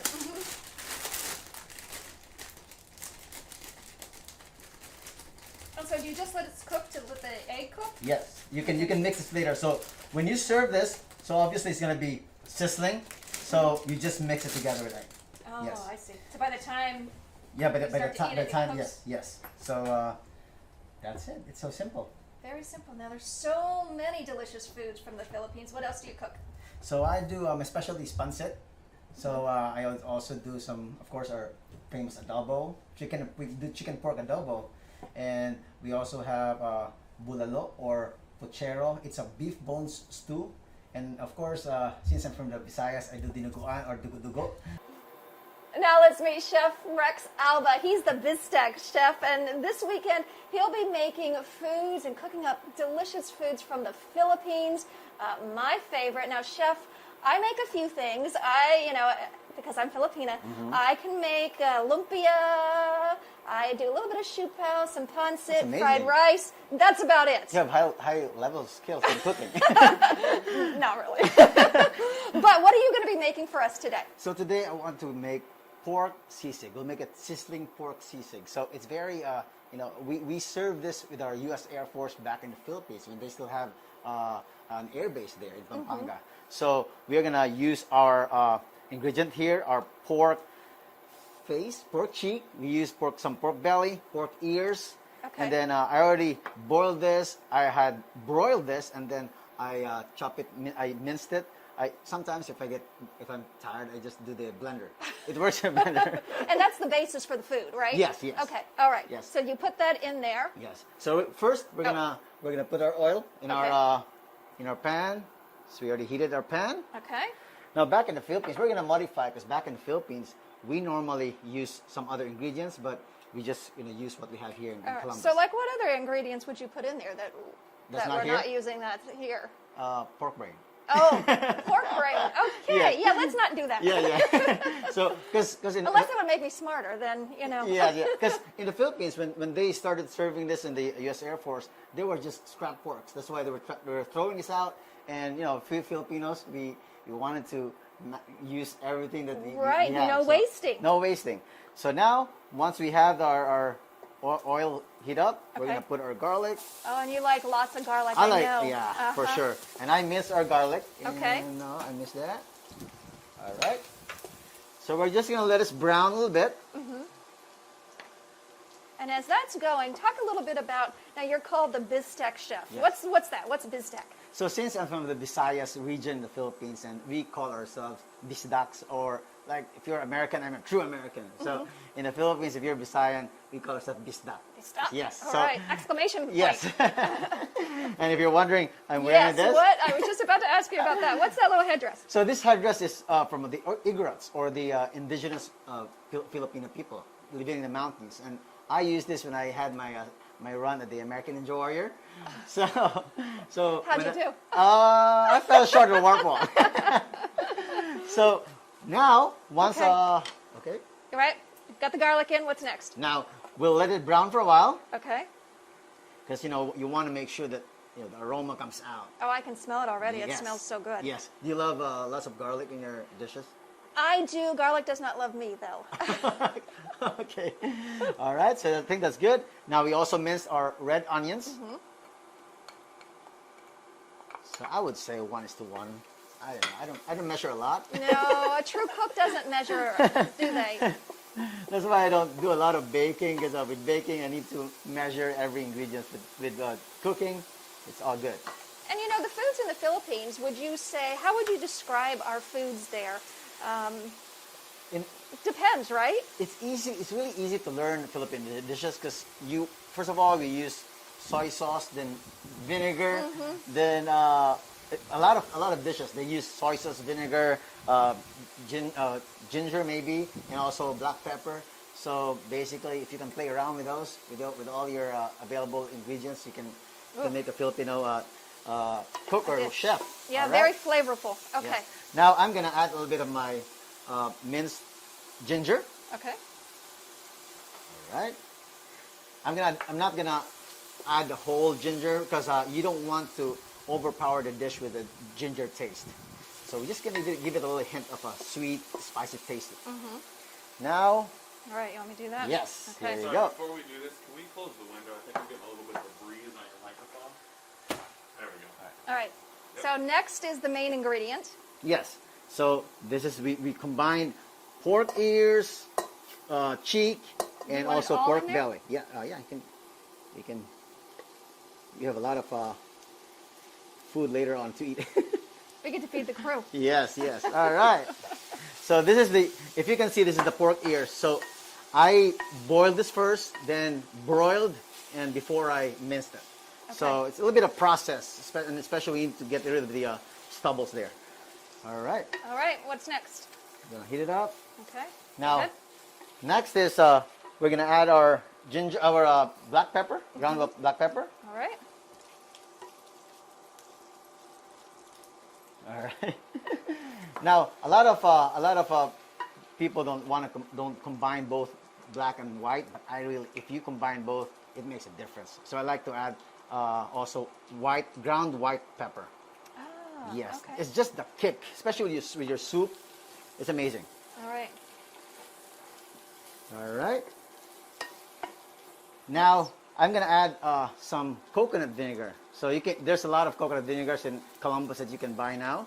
So just to give it a little bit of hint of sourness. Oh, Okay. we got the vinegar in, You got a vinegar in. and I can smell it. It smells sweet. Yes, and the original sisig they want it a little sour. Okay, sour and sweet. Yes.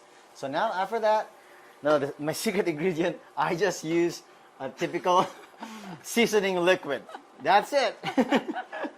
No secrets there. So if you want to stir I it. stir. Yeah. Okay. Oh, sorry. Oh, Oh. it's all right. Yeah. There you go. So And would some people put soy sauce in here too? No, soy sauce is not different soy with this sauce. with Then this that- seasoned liquid, and I like this because it's not overpowering, and Okay. people should try this. All right. Now, since sisig is you want your sisig a little bit of sour, so we're gonna add some. I have some packets of calamansi. In the Philippines, we use the calamansi. Yes, yeah. I love this. I already thawed it. Yeah, so we're gonna put it in. Now, if you don't have that packet, you can use your, of course, your lemon. We're gonna add some lemon. I grew up with a song about calamansi. Oh, a song? Yeah, there's a song about it. Oh, I have to, you have should- to think of that. You Yes. should see it later. All right. So there you go. Now, if you really want it spicy, because in the Philippines we use this for our, when we're out and we want to have some beer, San Miguel beer. So we want this spicy. So we'll add a little bit. A little bit of spice. There Pick it you up a go. notch here. Yeah. But if you really want it really spicy, then you can add more. Oh yeah, to go with your San Miguel. San Miguel, yes. And now we're gonna add some eggs. Oh, okay. Yes. So I'll let you do the eggs. Yes. So in the Philippines, we use, like I said, pork brain, especially if you're drinking outside the streets. There you go. We're gonna add one. All right. Now I want to separate my eggs from the meat because I want this to cook a little bit. Because if you mix it together right away, this is gonna be a little bit wet. You don't want the texture. So I'm gonna heat it up a little bit and make this cook this egg. And yeah, it's an easy process. No, I know. It smells delicious. Yeah. Oh. Yeah, I can. Have you eat sisig though? No, this is my first time to have sisig. Okay, all right. But back in the Philippines too, if you really want this authentic, you can add some chicken livers. And chicken livers. Yep, it takes a little bit of bitter taste, And the pork brain. Yes, the pork brain. Look at that. Now the best part is to serve this on a sizzling plate. Okay. So that's done. Oh, this is finished already. That's done, but oh. we're gonna serve it in a sizzling plate. Yeah, it's hot. Yep.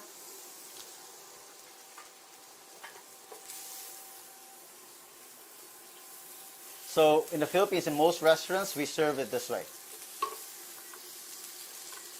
So we can turn our heat off. Now we're gonna add our sisig there. And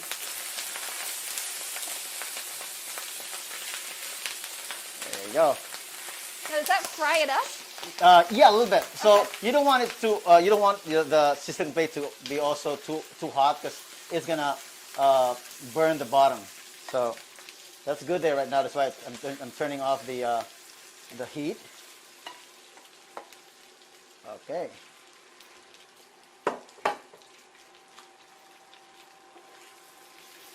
Okay.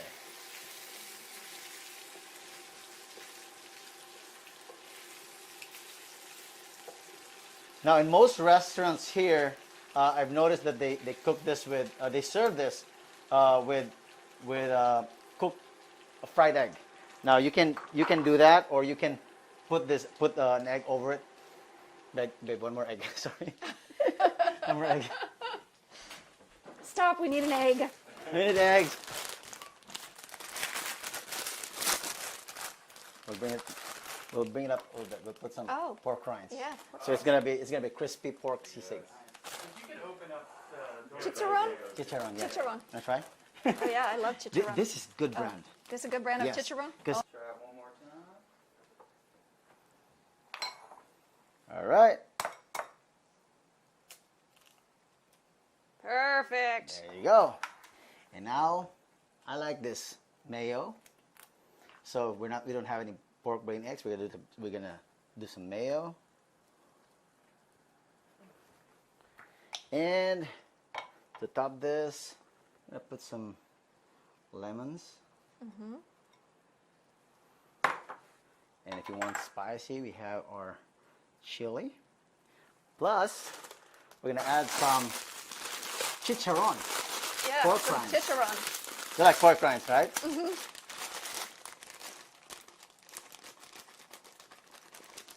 And so do you just let it cook to let the egg cook? Yes, you can mix this later. So when you serve this, so obviously it's gonna be sizzling. So you just mix it together with egg. Oh, Yes. I see. So by the time Yeah, by you the start to time, eat it, it cooks. yes. So that's it. It's so simple. Very simple. Now there's so many delicious foods from the Philippines. What else do you cook? So I do my specialty is pancit. So I also do some, of course, our famous adobo chicken. We do chicken pork adobo, and we also have bulalo or puchero. It's a beef bones stew, And of course, since I'm from the Visayas, I do dinuguan or dugo-dugo. So it's a Not me. Tell them what that is. so it's a pork blood stew. It's really good, and I'm gonna show that on the on our streaming with the Asian Festival. Right. So I hope you guys can catch it out. It's gonna be an amazing dish. Oh, absolutely. This looks good. I can't wait to dig in. And then where can folks find you? So guys, you can check out my YouTube channel and Bisdak Chef, Bisdak Chef, and also my Facebook page. I do live cooking there, and we just ended our second season. But on YouTube, I do a lot of Filipino cooking. So I hope you can check me out. And thank you so much, Maria. Absolutely. Well, we gotta go eat. Let's go eat. Let's go. Thank you. Ready? All right, here we go. In 3, 2. Kain na, which means let's eat. All right. Okay.